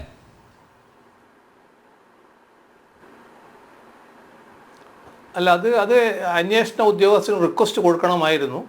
ഇപ്പം എനിക്ക് തോന്നുന്നു ഇത് ആദ്യം തന്നെ വളരെ ലാഘവത്തോടെ കൈകാര്യം ചെയ്തു. കാരണം വെച്ചാൽ എനിക്ക് തോന്നുന്നു ആദ്യം തന്നെ ഈ മരണപ്പെട്ടപ്പോൾ അത് ഫസ്റ്റ് തന്നെ, കാരണം കഴിഞ്ഞ ദിവസം സംഭവം റിപ്പോർട്ടായിട്ടുണ്ട്, അതിൻ്റെ മാനസിക വിഷമത്തിൽ ഇദ്ദേഹം തൂങ്ങി മരിച്ചു എന്നൊരു ഫസ്റ്റ് ഇംപ്രഷൻ വന്നുപോയി. അത് എല്ലാവർക്കും വന്നുപോയി, അത് പോലീസിനും വന്നുപോയി, എല്ലാവർക്കും വന്നുകൊണ്ടായിരിക്കണം ഇത് വളരെ കാഷ്വലായിട്ട് ഡീൽ ചെയ്ത്. പക്ഷേ ആ ജില്ലയിലത്തെ നമ്പർ 2 ഓഫീസർ തൂങ്ങി മരിച്ചു എന്നും അത് കുറെ കൂടി സീരിയസ് ആയിട്ട് എല്ലാവരും കാണുന്ന, അതിന് ജുഡീഷ്യൽ പ്രിവ്യൂവിൽ കൂടി കാര്യങ്ങൾ കാണണമെന്നും അതിന് ഒരു സീരിയസ്നെസ് കൊടുത്തിട്ടും തീർച്ചയായിട്ടും ഇത് പോസ്റ്റ്മോർട്ടം നടത്തുന്നതും ഇൻക്വസ്റ്റ് കണ്ടക്ട് ചെയ്യുന്നതും എല്ലാം വീഡിയോഗ്രാഫ് ചെയ്യാമായിരുന്നു. ഇത് ചെയ്തിട്ടുണ്ടെന്ന് ഞാൻ കരുതുന്നു. ഇപ്പോൾ ഞാൻ കരുതുന്നത് പോസ്റ്റ്മോർട്ടവും ഈ ഇൻക്വസ്റ്റും ഒക്കെ വീഡിയോഗ്രാഫ് ചെയ്തിരിക്കുമെന്നാണ് ഞാനൊക്കെ ഇപ്പോൾ വിശ്വസിക്കുന്നത്. അങ്ങനെ ചെയ്തിരിക്കും എന്ന് ഇപ്പം ആത്മാർത്ഥമായി ഞാൻ കരുതുന്നുണ്ട്. അങ്ങനെ ചെയ്യട്ടെ എന്നാണ് എനിക്കൊക്കെ പറയാനുള്ളത്. ഓക്കെ, അഡ്വക്കേറ്റ് ആസ്ക മറ്റ് ചില സംശയങ്ങൾ കൂടി. അതിന് താങ്കൾ കൃത്യമായിട്ടുള്ള മറുപടി പറയും എന്ന് ഞാൻ വിചാരിക്കുന്നു. ഇപ്പോൾ നവീൻ ബാബുവിൻ്റെ മുനീശ്വരൻ കോവിൽ പരിസരത്ത് നിന്നുള്ള റൂട്ട് മാപ്പ് പോലീസ് ശേഖരിക്കേണ്ടതല്ലേ, അല്ലേ? അദ്ദേഹം എങ്ങോട്ട് പോയി? അവിടെയാണല്ലോ അദ്ദേഹം വന്നിറങ്ങുന്നത്. കഴിഞ്ഞ ഡിബേറ്റിൽ ഞാൻ പറഞ്ഞു, ആ ഡ്രൈവറെ വേണ്ട രീതിയിൽ ചോദ്യം ചെയ്തിട്ടില്ല, അതുപോലെ പ്രശാന്തനെ വേണ്ട രീതിയിൽ ചോദ്യം ചെയ്തിട്ടില്ല. അപ്പോൾ സ്വാഭാവികമായി ഇതിൻ്റെയൊക്കെ CCTV ദൃശ്യങ്ങൾ ശേഖരിക്കേണ്ടതാണ്. പ്രശാന്തൻ നവീൻ ബാബുവിന് കൈക്കൂലി കൊടുക്കാൻ സ്കൂട്ടറിൽ പോയതിൻ്റെ ദൃശ്യങ്ങൾ പതിഞ്ഞ CCTV എന്തുകൊണ്ട് നവീൻ ബാബുവിൻ്റെ മടക്കയാത്ര പിടിച്ചെടുത്തില്ല എന്നുള്ളൊരു ചോദ്യം. മാത്രമല്ല, നവീൻ ബാബുവിനെ ഈ ക്വാർട്ടേഴ്സിൻ്റെ താക്കോൽ ആരാണ് തിരിച്ചേൽപ്പിച്ചത്? അത് ഇതെല്ലാം പൂട്ടിയിട്ടാണല്ലോ സാർ പോകുന്നത്. അദ്ദേഹം കണ്ണൂർ കലക്ട്രേറ്റിൽ നിന്നാണ് റെയിൽവേ സ്റ്റേഷനിലേക്ക് പോകുന്നത്. അപ്പോൾ തിരികെ വന്നപ്പോൾ അദ്ദേഹത്തിന് ഈ ക്വാർട്ടേഴ്സ് ആര് തുറന്നു കൊടുത്തു? ആരവിടെ ഉണ്ടായിരുന്നു? ഈ യാത്രാമധ്യേ അദ്ദേഹത്തിന് ആര് വിളിച്ചു? ഇതുമായി ബന്ധപ്പെട്ട് ഒക്കെ നിരവധി സംശയങ്ങൾ അന്തരീക്ഷത്തിലുണ്ട്. അതൊക്കെ അഡ്രസ്സ് ചെയ്യാൻ എന്തുകൊണ്ട് അന്വേഷണ സംഘത്തിന് സാധിക്കുന്നില്ല? അന്നമ്പീർ, ഇതില് പലപ്പോഴും അന്വേഷണ ഉദ്യോഗസ്ഥന്മാർക്ക് അവർ നടത്തിയിട്ടുള്ള അന്വേഷണത്തെ മാധ്യമങ്ങളുമായി സംവദിക്കുന്നതിന് പരിമിതിയുണ്ട് എന്നുള്ളതൊരു വസ്തുതയാണ്. ആ വസ്തുതകളിൽ നിന്നാണ് നിങ്ങൾ നിങ്ങളുടെ സംശയങ്ങൾ ചോദിച്ചുകൊണ്ടേയിരിക്കുന്നത്. ഇതില് വളരെ കൃത്യമായി മുനീശ്വരൻ കോവിലിൽ നിന്ന് ക്വാർട്ടേഴ്സിലേക്ക് എത്തിയത്, അതുപോലെ തന്നെ കയർ എവിടെ നിന്ന് വാങ്ങി എന്നുള്ളതിനെ സംബന്ധിച്ചുമൊക്കെ വളരെ കൃത്യമായി അന്വേഷണ ഉദ്യോഗസ്ഥന്മാർ അന്വേഷിച്ചിട്ടുണ്ടാവും. അതിപ്പോ പുതിയ കാലഘട്ടത്തിലായതുകൊണ്ട് CCTVയുടെ സഹായത്താൽ വളരെ കൃത്യമായി ഇക്കാര്യങ്ങളെല്ലാം ശാസ്ത്രീയമായി തന്നെ ബോധ്യപ്പെടുത്തുന്നതിന് ആവശ്യമായിട്ടുള്ള നടപടികൾ എടുത്തിട്ടുണ്ട്. ഒന്ന്. രണ്ട്, ഇതിൽ ഏറ്റവും പരമപ്രധാനമായി അന്വേഷണ ഉദ്യോഗസ്ഥന്മാർക്ക് സംഭവിച്ചിട്ടുള്ള ഒരു പിഴവ് ഇക്കാര്യത്തിലുണ്ട്. അത് നേരത്തെ രാജ്മോഹൻ സാർ പറഞ്ഞതാണ്. കാരണം തലേ ദിവസം വാക്കുകൊണ്ട് മുറിവേറ്റ് വായ്ക്കരിയിടപ്പെടുന്ന സാഹചര്യത്തിൽ അദ്ദേഹം ആത്മഹത്യ ചെയ്തു എന്നുള്ളത് ഒരു നിഗമനത്തിൽ പോലീസ് ആദ്യം എത്തിയിട്ടുണ്ട് എന്നുള്ള ഒരു വസ്തുതയാണ്. അല്ലെങ്കിൽ ഒരു ജില്ലയിൽ ഇപ്പോ ADM എന്ന് പറയുന്ന ജില്ലയിലെ രണ്ടാമത്തെ റവന്യൂവിന്റെ പ്രധാനപ്പെട്ട ഉദ്യോഗസ്ഥൻ എന്ന നിലയിൽ ഒരുപക്ഷെ അദ്ദേഹത്തിന് നിയമത്തിന്റെ മുന്നിൽ പ്രത്യേക പരിഗണനകൾ ഇല്ലെങ്കിൽ പോലും എക്സിക്യൂട്ടീവ് മജിസ്ട്രേറ്റിന്റെ സാന്നിധ്യത്തിൽ ഇൻക്വസ്റ്റ് തയ്യാറാക്കാമായിരുന്നു എന്നുള്ളതൊരു വസ്തുത. ഇനിയിപ്പോ ആ ഇൻക്വസ്റ്റ് റിപ്പോർട്ടിന്റെ കോപ്പിയിൽ എക്സിക്യൂട്ടീവ് മജിസ്ട്രേറ്റ് ആണോ ഇൻക്വസ്റ്റിന് സാന്നിധ്യം ഉണ്ടായിരുന്നത് എന്നുള്ളത്, റവന്യൂ ഉദ്യോഗസ്ഥരായിട്ടുള്ള എക്സിക്യൂട്ടീവ് മജിസ്ട്രേറ്റ് ആയിരുന്നോ എന്നുള്ളത് എനിക്കറിയില്ല വ്യക്തിപരമായി. ഞാൻ ആ ഇൻക്വസ്റ്റ് റിപ്പോർട്ടിന്റെ പൂർണ്ണ രൂപം കണ്ടിട്ടില്ല. അപ്പോൾ അത് ഒരുപക്ഷെ 100% ഞാൻ വിശ്വസിക്കുന്നത് ഒരു എക്സിക്യൂട്ടീവ് മജിസ്ട്രേറ്റിന്റെ സാന്നിധ്യത്തിലായിരിക്കും ഇൻക്വസ്റ്റ് നടത്തിയിട്ടുള്ളത്. അങ്ങനെയാണ് അത് ചെയ്യാൻ പാടുള്ളൂ.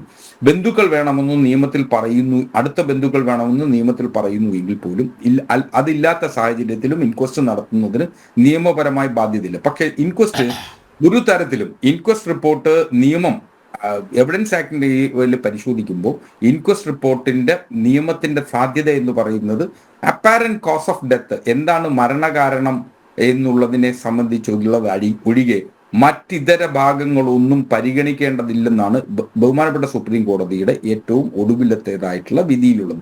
ഇൻക്വസ്റ്റ് റിപ്പോർട്ടിന് അത്തരം പ്രാധാന്യങ്ങളേ ഉള്ളൂ. ഇനി പോസ്റ്റ്മോർട്ടം ഫൈൻഡിങ്സിനോടൊപ്പം തന്നെ കെമിക്കൽ അനാലിസിസിന് സെപ്പറേറ്റ് റിപ്പോർട്ട് ഉണ്ടാവും. ഒരു സംശയം അക്കാര്യത്തിൽ വേണ്ട. ആ സെപ്പറേറ്റ് റിപ്പോർട്ട് ഇത് പോസ്റ്റ്മോർട്ടം റിപ്പോർട്ടിൽ തന്നെ വേണമെന്ന് കേരള മെഡിക്കൽ ലീഗൽ റൂൾസിൽ എവിടെയും പറയുന്നില്ല. അപ്പോ അത് സെപ്പറേറ്റ് ആയിട്ട് പ്രത്യേക റിപ്പോർട്ടും റിക്വസ്റ്റും വേണം. അത് കെമിക്കൽ എക്സാമിനേഷൻ അയച്ചു കഴിഞ്ഞതിന് ശേഷം കെമിക്കൽ എക്സാമിനേഷൻ ലാബിൽ നിന്ന് കിട്ടുന്ന റിപ്പോർട്ടാണ് അതിന്റെ നിയമപരമായി പരിഗണന നൽകുന്നത്. 294 അനുസരിച്ചിട്ട് അത് അഡ്മിസിബിൾ ആണ് നിയമത്തിന് മുന്നിൽ. അപ്പോ അത്തരത്തിലുള്ള സാഹചര്യങ്ങൾ ഇക്കാര്യത്തിലുണ്ട്.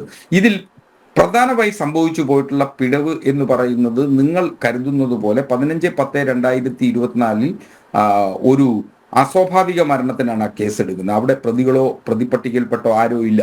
ഇനി കളക്ടറോട് കോഴിക്കോട് പോസ്റ്റ്മോർട്ടം നടത്തണമെന്ന് ആവശ്യപ്പെട്ടിട്ടുണ്ട് എന്ന് ബന്ധുക്കൾ പറഞ്ഞിട്ടുണ്ട് എങ്കിൽ അത് അത്തരത്തിൽ കളക്ടറോട് പറഞ്ഞിട്ടുണ്ടോ, അല്ലെങ്കിൽ കളക്ടർ അങ്ങനെ എന്തെങ്കിലും മറുപടി ഉറപ്പ് കൊടുത്തിട്ടുണ്ടോ എന്നുള്ളതിനെയൊക്കെ സംബന്ധിച്ച് അദ്ദേഹമാണ് മറുപടി പറയേണ്ടത്. മാത്രമല്ല, ഗവൺമെന്റ് കോഴിക്കോട് മെഡിക്കൽ കോളേജിലെ ഫോറൻസിക് സയൻസിലെ ഡിപ്പാർട്ട്മെന്റിലെ അധ്യാപകർ നവീൻ ബാബുവിനെ കണ്ണൂർ മെഡിക്കൽ കോളേജിലെ മുഖം മറച്ച് ചിരിച്ചുകൊണ്ടിരുന്ന കലക്ടറെ എന്തെല്ലാം കള്ളങ്ങൾ പറയാനിരിക്കുന്നു, അല്ല അയാളെ പറയിപ്പിക്കില്ലേ?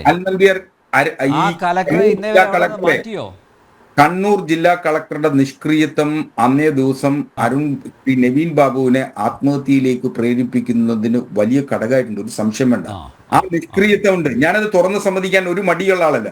രണ്ട്, ഏറ്റവും പരമപ്രധാനമായി ഇപ്പൊ ബന്ധുക്കൾ നിയമം നടപ്പിലാക്കിയാൽ മാത്രം പോരാ, നിയമം നടപ്പിലാക്കിയാൽ ബോധ്യപ്പെടുത്തുക കൂടി വേണം. ഒരു അടുത്ത ബന്ധുക്കൾ സംശയം പ്രകടിപ്പിക്കുന്നു ആ മരണത്തെ സംബന്ധിച്ച്, അന്വേഷണത്തിൽ സംശയം പ്രകടിപ്പിക്കുക, നിശ്ചയമായും സംസ്ഥാന സർക്കാർ എടുക്കേണ്ട നിലപാട് എന്ന് പറയുന്നത് അന്വേഷണം CBIക്ക് വിടണം എന്ന് തന്നെയാണ്. ആ നിലപാടുള്ള ആളാണ്. എനിക്ക് അതിലൊന്നും ആരുടെയും തെട്ടൂരത്തെ ഭയപ്പെടുന്ന ആളല്ല. അത് ഷാജഹാൻ സാർ ധരിച്ചു വെച്ചിരിക്കുന്നെങ്കിൽ അത് അങ്ങയുടെ തെറ്റിദ്ധാരണയാണ്. ഞാൻ പറയേണ്ടത് ആരുടെ മുഖത്ത് നോക്കിയും പറയും. എനിക്കൊരു പേടിയില്ല കാര്യത്തിൽ. ഞാൻ ആരുടെയും ഔദാര്യത്തിന് ജീവിക്കുന്ന ആളെയല്ല. അതുകൊണ്ട് ഒറ്റ കാര്യം, ഇത് ഒരു പാർട്ടി കുടുംബം അല്ലേ. അദ്ദേഹത്തിൻ്റെ അമ്മ, നവീൻ ബാബുവിൻ്റെ അമ്മ, എത്രയോ വർഷങ്ങൾക്ക് മുമ്പ് പഞ്ചായത്ത് അംഗമായിട്ടുള്ള ഒരു സ്ത്രീ, 25 കൊല്ലം മുമ്പ് പാർട്ടിയിൽ ഉറച്ചു വിശ്വസിക്കുന്ന ഒരു കുടുംബം. മാത്രമല്ല അദ്ദേഹം ഈ സംഘടനാ പ്രവർത്തകൻ ആയിരുന്നു അല്ലേ, സർവീസ് സംഘടനാ പ്രവർത്തകനായിരുന്നു. മാത്രമല്ല അദ്ദേഹം കറകളഞ്ഞ ഒരു ഉദ്യോഗസ്ഥൻ അല്ലേ. അവസാനം അങ്ങനെയുള്ള ഒരാൾ മരണപ്പെട്ടു ദുരൂഹ സാഹചര്യത്തിൽ. പോട്ടെ, അദ്ദേഹത്തിൻ്റെ കുടുംബം എന്താ റിക്വസ്റ്റ് ചെയ്യുന്നത്? എന്നിട്ട് CBI അന്വേഷണം, എന്നിട്ട് സർക്കാർ പറയുകയാണ്. അതിനു മുമ്പ് CPM സംസ്ഥാന സെക്രട്ടറി പറയുക CBI അന്വേഷണം ഒന്നും വേണ്ടെന്ന്. ഇത് പറയാൻ ഇദ്ദേഹം ആരാണ്? ഈ MV ഗോവിന്ദൻ ആരാ? അങ്ങനല്ല. അതില് പൊളിറ്റിക്കലി CBI അന്വേഷണത്തെ കുറിച്ച് CPMന് വ്യത്യസ്തമായ നിലപാടുണ്ട്. ആ നിലപാട് പാർട്ടി എന്ന നിലയിൽ, പാർട്ടി സെക്രട്ടറി എന്ന നിലയിൽ MV ഗോവിന്ദൻ മാസ്റ്റർ അത് നിശ്ചയമായി പറഞ്ഞു. അതവിടെ നിന്നോട്ടെ. പക്ഷെ മറിച്ച് 2016 സോളാർ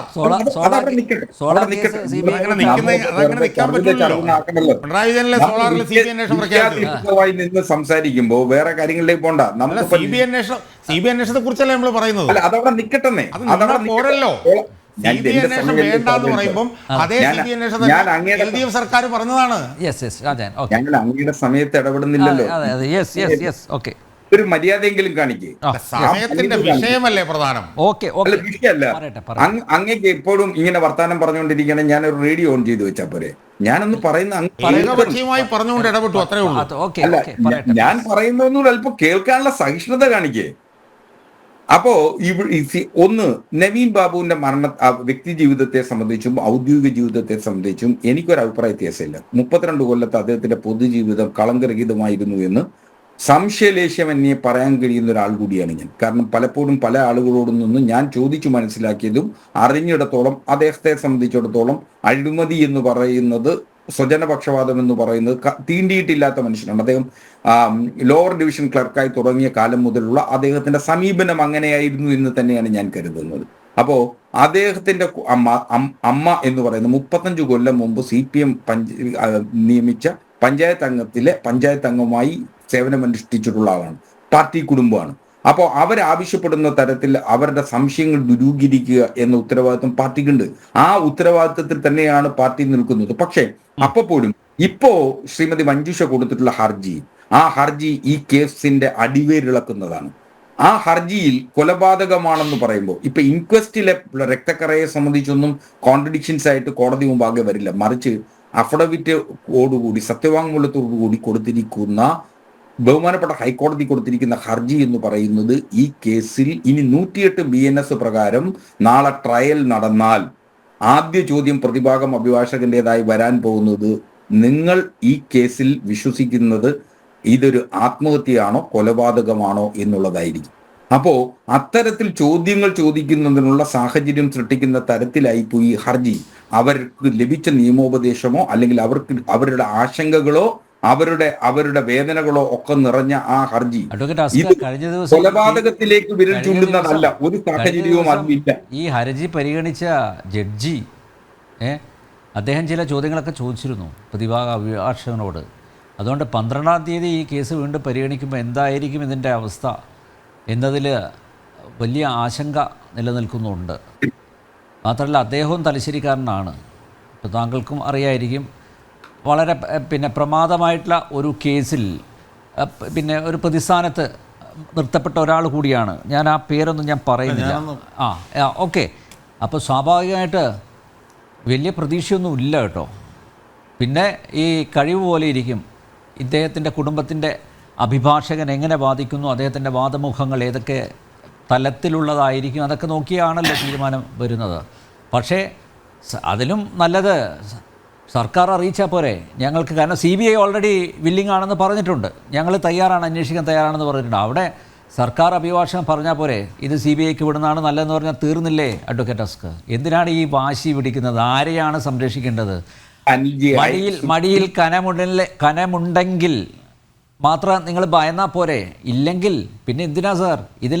ഇതിൽ പാർട്ടിക്കോ അല്ലെങ്കിൽ പാർട്ടിയുടെ ഉത്തരവാദപ്പെട്ട നേതാക്കന്മാർക്കോ പങ്കില്ലെങ്കിൽ CBIയിൽ ആരും വരട്ടെ എന്നല്ലേ പറയേണ്ടത്? അങ്ങനല്ല. ഇതിൽ അന്വേഷണത്തെ സംബന്ധിച്ച് കേരള പോലീസിന് അപമാനകരമാവുന്ന തരത്തിൽ CBI അന്വേഷണം ഏറ്റെടുക്കുന്ന ഒരു സാഹചര്യം സൃഷ്ടിക്കരുത് എന്നുള്ള സതുദ്ദേശത്തിലാണ് ഗവൺമെന്റ് ഇക്കാര്യത്തിൽ എതിർക്കുന്നത്. പിന്നെ CBI എല്ലാ കേസുകളിലും നിങ്ങൾ ഹൈക്കോടതിയിൽ CBI അന്വേഷണം ആവശ്യപ്പെട്ട് ഫയൽ ചെയ്യപ്പെട്ടുള്ള ഹർജികൾ പരിശോധിച്ചാൽ ഏകദേശം 90% വരുന്ന ഹർജികളിലും CBI എടുക്കാറുള്ള നിലപാടെന്ന് പറയുന്നത് അന്വേഷിക്കാൻ കഴിയില്ല എന്നുള്ളതാണ്. ഇതിൽ കഴുകൻ കണ്ടിട്ടാണ് ഇതിൽ അന്വേഷണം നടത്താൻ ആഗ്രഹിക്കുന്നത് CBI എന്നുള്ളതിന് ഒരു സംശയം വേണ്ട. CBIയുടെ അന്വേഷണ സുതാര്യതയെ സംബന്ധിച്ചൊക്കെ നമുക്ക് വളരെ കൃത്യമായിട്ട് അറിയാവുന്നതാണ്. സുപ്രീം കോടതിയുടെ പരമാവധി ഇക്കാര്യത്തിൽ ഞാൻ അതിലേക്ക് പോകുന്നില്ല, പഴയ കാര്യങ്ങൾ. രാജ്മോഹൻ സാർ, തെളിവുകൾ ഇതിനകം തന്നെ നശിപ്പിക്കപ്പെടാനുള്ള സാധ്യത ഉണ്ട് അല്ലേ? അപ്പം പിന്നെ CBI എവിടെ നിന്ന് തുടങ്ങും സാർ? അഥവാ CBI അന്വേഷണത്തിലേക്ക് പോവുകയാണെങ്കിൽ അവരെ സംബന്ധിച്ചിടത്തോളം ഇതൊരു ഡിഫിക്കൽട്ട് ടാസ്ക് ആയിരിക്കില്ലേ?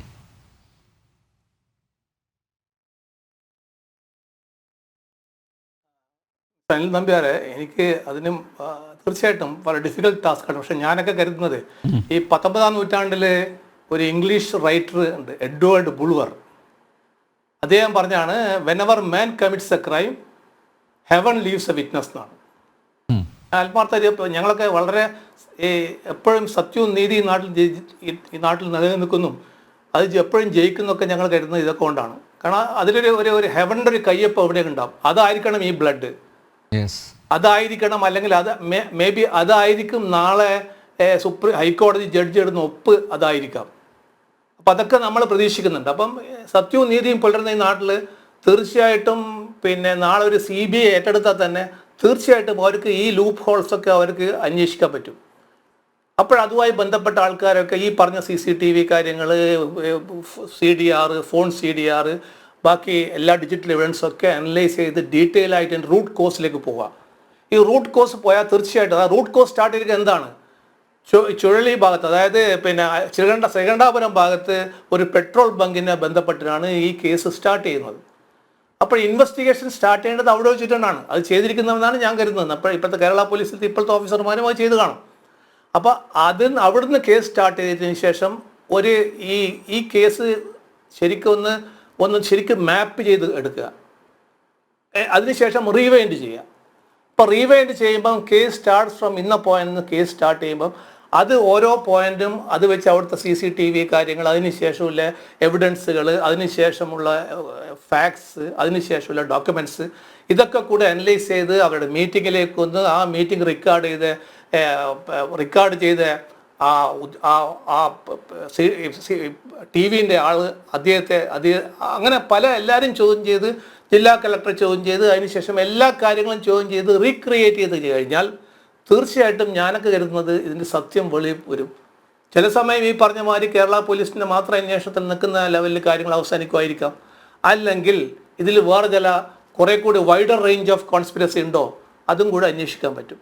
അന്വേഷിച്ച് കഴിഞ്ഞാൽ തീർച്ചയായിട്ടും ഒരു ലോജിക്കൽ കൺക്ലൂഷൻ എത്തിക്കഴിഞ്ഞാൽ ഈ മരിച്ച ആളുടെ ഫാമിലിക്ക് പറയാം, അറ്റ്ലീസ്റ്റ് ദേ ഫൈറ്റ്, അവർ ഒരു ജസ്റ്റിസിന് വേണ്ടി അല്ലെങ്കിൽ നീതിക്ക് വേണ്ടി ഫൈറ്റ് ചെയ്തു എന്ന് പറയാം. അതിനാണ് അവർ പോയിരിക്കുന്നത്. അവരെ കുറ്റപ്പെടുത്താൻ പറ്റില്ല. കാരണം അവർ ഡെത്തല്ല, എല്ലാം സംശയിക്കും. കാരണം ഭാര്യയും മക്കളും സംശയിക്കും. അതിൻ്റെ ഏറ്റവും ടോപ്പ് ലെവലിൽ സംശയിക്കും. അതായത് എന്തും സംഭവിക്കാം, വെട്ടിയായി കൊന്നിരിക്കാം, അല്ലെങ്കിൽ എന്തെങ്കിലും സംശയിക്കാം അവർ. ആ മരണ സംശയം നമുക്കൊരിക്കലും കുറ്റം പറയാൻ പറ്റില്ല. അപ്പം അതിൻ്റെ ലോജിക്കൽ കൺക്ലൂഷൻ എത്തണമെങ്കിൽ ഈ പറയുന്ന പോയിന്റുകളിലൊക്കെ എല്ലാ ലൂപ്പ് ഹോൾസും കവർ ചെയ്ത് അന്വേഷണം മുന്നോട്ട് പോയാൽ ആ അന്വേഷണത്തിന് ശേഷം വരുന്ന ഒരു ഫൈനൽ റിപ്പോർട്ട് ഉണ്ടല്ലോ, ആ ഫൈനൽ റിപ്പോർട്ട് തീർച്ചയായിട്ടും എല്ലാവർക്കും സമ്മതമായൊരു ഫൈനൽ റിപ്പോർട്ട് വരുമ്പോൾ പരാതിക്കാരും നാട്ടുകാരും പൊതുസമൂഹവും പൊളിറ്റിക്കൽ പാർട്ടീസും അല്ലെങ്കിൽ എല്ലാ ഗവൺമെൻറ്റും എല്ലാവരും സാറ്റിസ്ഫൈ ആവും. പക്ഷേ അന്വേഷണം പ്രോപ്പറായി നടത്തണം. ഞാൻ നേരത്തെ പറഞ്ഞ മാതിരി ഇതൊരു ഡിവൈൻ കാര്യമാണ്. അതായത് ഈ അന്വേഷണം, ക്രിമിനൽ ഇൻവെസ്റ്റിഗേഷൻ നേരത്തെ പറഞ്ഞു, അതൊരു ഡിവൈനായ കാര്യമാണ്. അത് കണ്ട് അന്വേഷണ ഉദ്യോഗസ്ഥന്മാർ മുന്നോട്ട് പോയാൽ തീർച്ചയായിട്ടും ഇതിൽ ലോജിക്കൽ കൺക്ലൂഷൻ എത്തും. അങ്ങനെ എത്തിക്കഴിഞ്ഞാൽ ഈ പരാതിക്കാർക്കുള്ള അവരുടെ പരാതി നിവാരണം ഉണ്ടാവും എന്നാണ് എനിക്ക് തോന്നുന്നത്. യെസ് ഷാജഹാൻ. അല്ല, ഞാൻ ചുരുക്കി ഞാൻ പറഞ്ഞോളാം. ഇപ്പോൾ TK രാജ്മോഹൻ എന്ന് പറഞ്ഞ ഉദ്യോഗസ്ഥൻ ഇവിടെ വന്നിരുന്ന് സംസാരിച്ചു. അദ്ദേഹം കൂടി ഭാഗമായിരുന്ന TP ചന്ദ്രശേഖരൻ്റെ 420 പേജുള്ള ജഡ്ജ്മെൻറ്റ് ഞാൻ വായിച്ചിട്ടുണ്ട്. ആ ജഡ്ജ്മെൻറ്റിൽ അവർ അന്വേഷണം നിർണായകമാക്കിയത് ഡിജിറ്റൽ എവിഡൻസ് ആയിരുന്നു എന്നാണ് എനിക്ക് ഓർമ്മ. എൻ്റെ പല പേജുകളിലും ഇവർ അങ്ങോട്ടും ഇങ്ങോട്ടും വിളിച്ചിട്ടുള്ള ഈ ഫോൺ സംഭാഷണങ്ങളെ സംബന്ധിച്ചുള്ള വിശദാംശങ്ങൾ കൊടുത്തിട്ടുണ്ട്. അപ്പം അതുകൊണ്ട് തന്നെ എനിക്കും അതിൽ വിശ്വാസമുണ്ട്. പക്ഷേ ഇവിടുത്തെ പോലീസ് അന്വേഷിച്ചാൽ എനിക്കറിയത്തില്ല. പിന്നെ ഈ ബ്ലഡ് സ്റ്റെയിൻ എന്ന് പറയുന്നത് നിർണായകമായിരിക്കും എന്ന് നവീൻ ബാബുവിൻ്റെ ബന്ധു ഇന്നലെ വന്ന് പറഞ്ഞത് ഞാൻ വിശ്വസിക്കുന്നു. അത് രാജ്മോഹനും വിശ്വസിക്കുന്നു. പക്ഷേ അത് ഈ പറഞ്ഞ പോലെ പാർട്ടി അഭിഭാഷകനായിട്ടുള്ള ഹസ്കർ വിശ്വസിക്കുന്നില്ല. ഒന്ന്. രണ്ട്, ഇത് ആത്മഹത്യ ആയിരുന്നു എന്നുള്ളത് ഇപ്പോൾ ഹോമിസൈഡ് ആണോ എന്ന് സംശയിക്കുന്ന ഹർജി മഞ്ജുഷയ്ക്ക് വേണ്ടി ഹൈക്കോടതിയിൽ കൊടുത്തിട്ടുള്ളത് ഞാൻ മനസ്സിലാക്കിയിടത്തോളം ഹൈക്കോടതിയിലെ ഏറ്റവും സീനിയർ അഭിഭാഷകരിൽ ഒരാളായിട്ടുള്ള ജോൺ റാൽഫാണ്. എനിക്ക് ജോൺ റാൽഫിലാണ് ഈ പാർട്ടി അഭിഭാഷകനായിട്ടുള്ള ഹസ്കറിനേക്കാൾ എനിക്ക് വിശ്വാസം. അതുകൊണ്ട് ഇത് ട്രയലിൻ്റെ സ്റ്റേജിൽ എത്തുമ്പോഴത്തേക്കും തള്ളിപ്പോകുന്നൊക്കെ പാർട്ടി അഭിഭാഷകൻ പറയുന്നതിനേക്കാൾ പ്രൊഫഷണലായിട്ടുള്ള ജോൺ റാൽഫിനെ വിശ്വസിക്കാനാണ് എനിക്ക് താല്പര്യം. എനിക്ക് അവസാനമായി ഒരു ഒറ്റ കാര്യം പറയാനുള്ളൂ. പാർട്ടിയാണ് ഇത് അന്വേഷിക്കുന്നത്. TP ചന്ദ്രശേഖരൻ, രാജ്മോഹൻ അറിയാം, TP ചന്ദ്രശേഖരൻ കേസിൽ അന്വേഷണം നടന്നുകൊണ്ടിരുന്നപ്പോൾ ഈ പാർട്ടി എന്തൊക്കെ തടസ്സങ്ങളുണ്ടാക്കി എനിക്ക് കൃത്യമായ ഓർമ്മയുണ്ട്. ആദ്യം എന്താണ് മാഷ അള്ളാ പറഞ്ഞു, അത് കഴിഞ്ഞ് മറ്റേ മുംബൈയിൽ നിന്നൊരു വ്യവസായി വന്നു എന്ന് പറഞ്ഞു, അങ്ങനെ എന്തൊക്കെ പറഞ്ഞു. അവസാനം അന്വേഷണ ഉദ്യോഗസ്ഥന്മാരുടെ ഫോൺ സംഭാഷണം പോലും, അത് TK രാജ്മോഹൻ്റെ ആണെന്നൊക്കെ എനിക്കറിയില്ല, ഫോൺ സംഭാഷണങ്ങൾ പോലും ചോർത്തി ദേശാഭിമാനിയുടെ മുമ്പിൽ കൊടുത്തു. ഡയറക്ടർ ജനറൽ ഓഫ് പ്രോസിക്യൂഷൻ ആയിരുന്ന അസഫ് അലിയുടെ മുമ്പിൽ റീത്ത് കൊണ്ട വെച്ചു. ഇങ്ങനെ എല്ലാം ചെയ്തിട്ടും പാർട്ടി അഭിഭാഷകൻ മനസ്സിലായിക്കോളൂ, കേരളത്തിൻ്റെ ചരിത്രത്തിൽ ആദ്യമായി CPM നടത്തിയൊരു കൊലപാതകം അന്ന് തെളിഞ്ഞു. അത് ഈ രാജ്മോഹൻ പറഞ്ഞ പോലെ ഒരു ഡിവൈൻ ടച്ച് അതിലുണ്ടായിരുന്നുകൊണ്ടാണ്. ഇവിടെ ആ ഡിവൈൻ ടച്ച് ഉണ്ടാകും എന്ന് ഞാൻ വിശ്വസിക്കുന്നു. അതിൻ്റെ തുടക്കമാണ് ഈ രക്തക്കറ എന്ന് ഞാൻ വിശ്വസിക്കുന്നു. എന്ന് മാത്രമല്ല, ഇവിടെ നവീൻ ബാബുവിൻ്റെ ഭാര്യ മഞ്ജുഷയുടെ ഒരു ഇച്ഛാശക്തിയുണ്ട്, ഒരു ആർജവം. അവരെ ഞാൻ പലയിടത്തും പറഞ്ഞിട്ടുണ്ട്, അവരെ കണ്ടു കഴിഞ്ഞാൽ വളരെ സാധു സ്ത്രീയായിട്ടാണ് നമുക്ക് തോന്നുന്നത്. പക്ഷേ അവരുടെ ഒരു പോരാട്ട വീറുണ്ട്. ഈ ഹസ്കർ മുതൽ ഈ ഉദയഭാനു വരെയുള്ള ആളുകളെല്ലാം പിന്മാറിയിട്ടും അവർ നിന്ന് പോരാടുകയാണ്. പിന്നെ ഹസ്കർ ഇവിടെ പറയുന്നുണ്ട് എനിക്ക് എതിർക്കാനുള്ള ആർജവുണ്ട്, ശരിയായിരിക്കാം. CBI വരട്ടെ എന്ന് പറഞ്ഞ ആളാ. പക്ഷേ എല്ലാ ചാനലിലും CPMൻ്റെ നിരീക്ഷകനായിട്ടാണ് ഇപ്പോൾ ഹസ്കർ ഒരു ചാനലിൽ നിന്ന് വേറൊരു ചാനലിലേക്ക് ഓടിക്കൊണ്ടിരിക്കുന്നത്. അവിടെ എല്ലാം ഹസ്കറിന് സ്ഥാനം കിട്ടുന്നുണ്ടെങ്കിൽ അവിടെ എല്ലായിടത്തും CPMൻ്റെ വാദമുഖങ്ങൾ വളരെ സൗമ്യമായി അവതരിപ്പിക്കാൻ ഉള്ള കഴിവ് ഹസ്കർക്ക് ഉണ്ടായിട്ടുണ്ട് എന്നുള്ളത് കൊണ്ടാണ്. പക്ഷേ ഹസ്കർ മനസ്സിലാക്കേണ്ടത് ഇതിനകത്ത് ഇടപെട്ടിട്ടുള്ളത് വളരെ സീനിയറായിട്ടുള്ള വളരെ പ്രൊഫഷണലായിട്ടുള്ള അഭിഭാഷകരാണ്.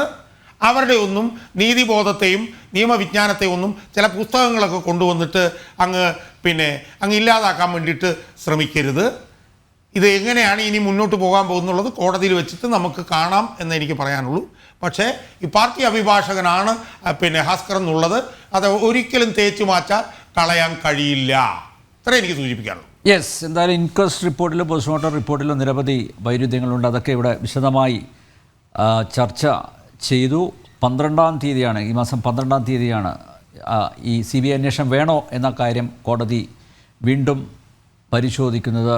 നവീൻ ബാബുവിൻ്റെ കുടുംബത്തിന് നീതി ലഭിക്കട്ടെ, നീതി ലഭിക്കും എന്ന് തന്നെയാണ് ഞങ്ങൾ പ്രത്യാശിക്കുന്നത്. ജനറൽ ഡിബേറ്റ് ഇവിടെ പൂർണ്ണമാകുന്നു. ചർച്ചയിൽ പങ്കെടുത്ത എല്ലാ അതിഥികൾക്കും നന്ദി, ഒപ്പം പ്രേക്ഷകർക്കും.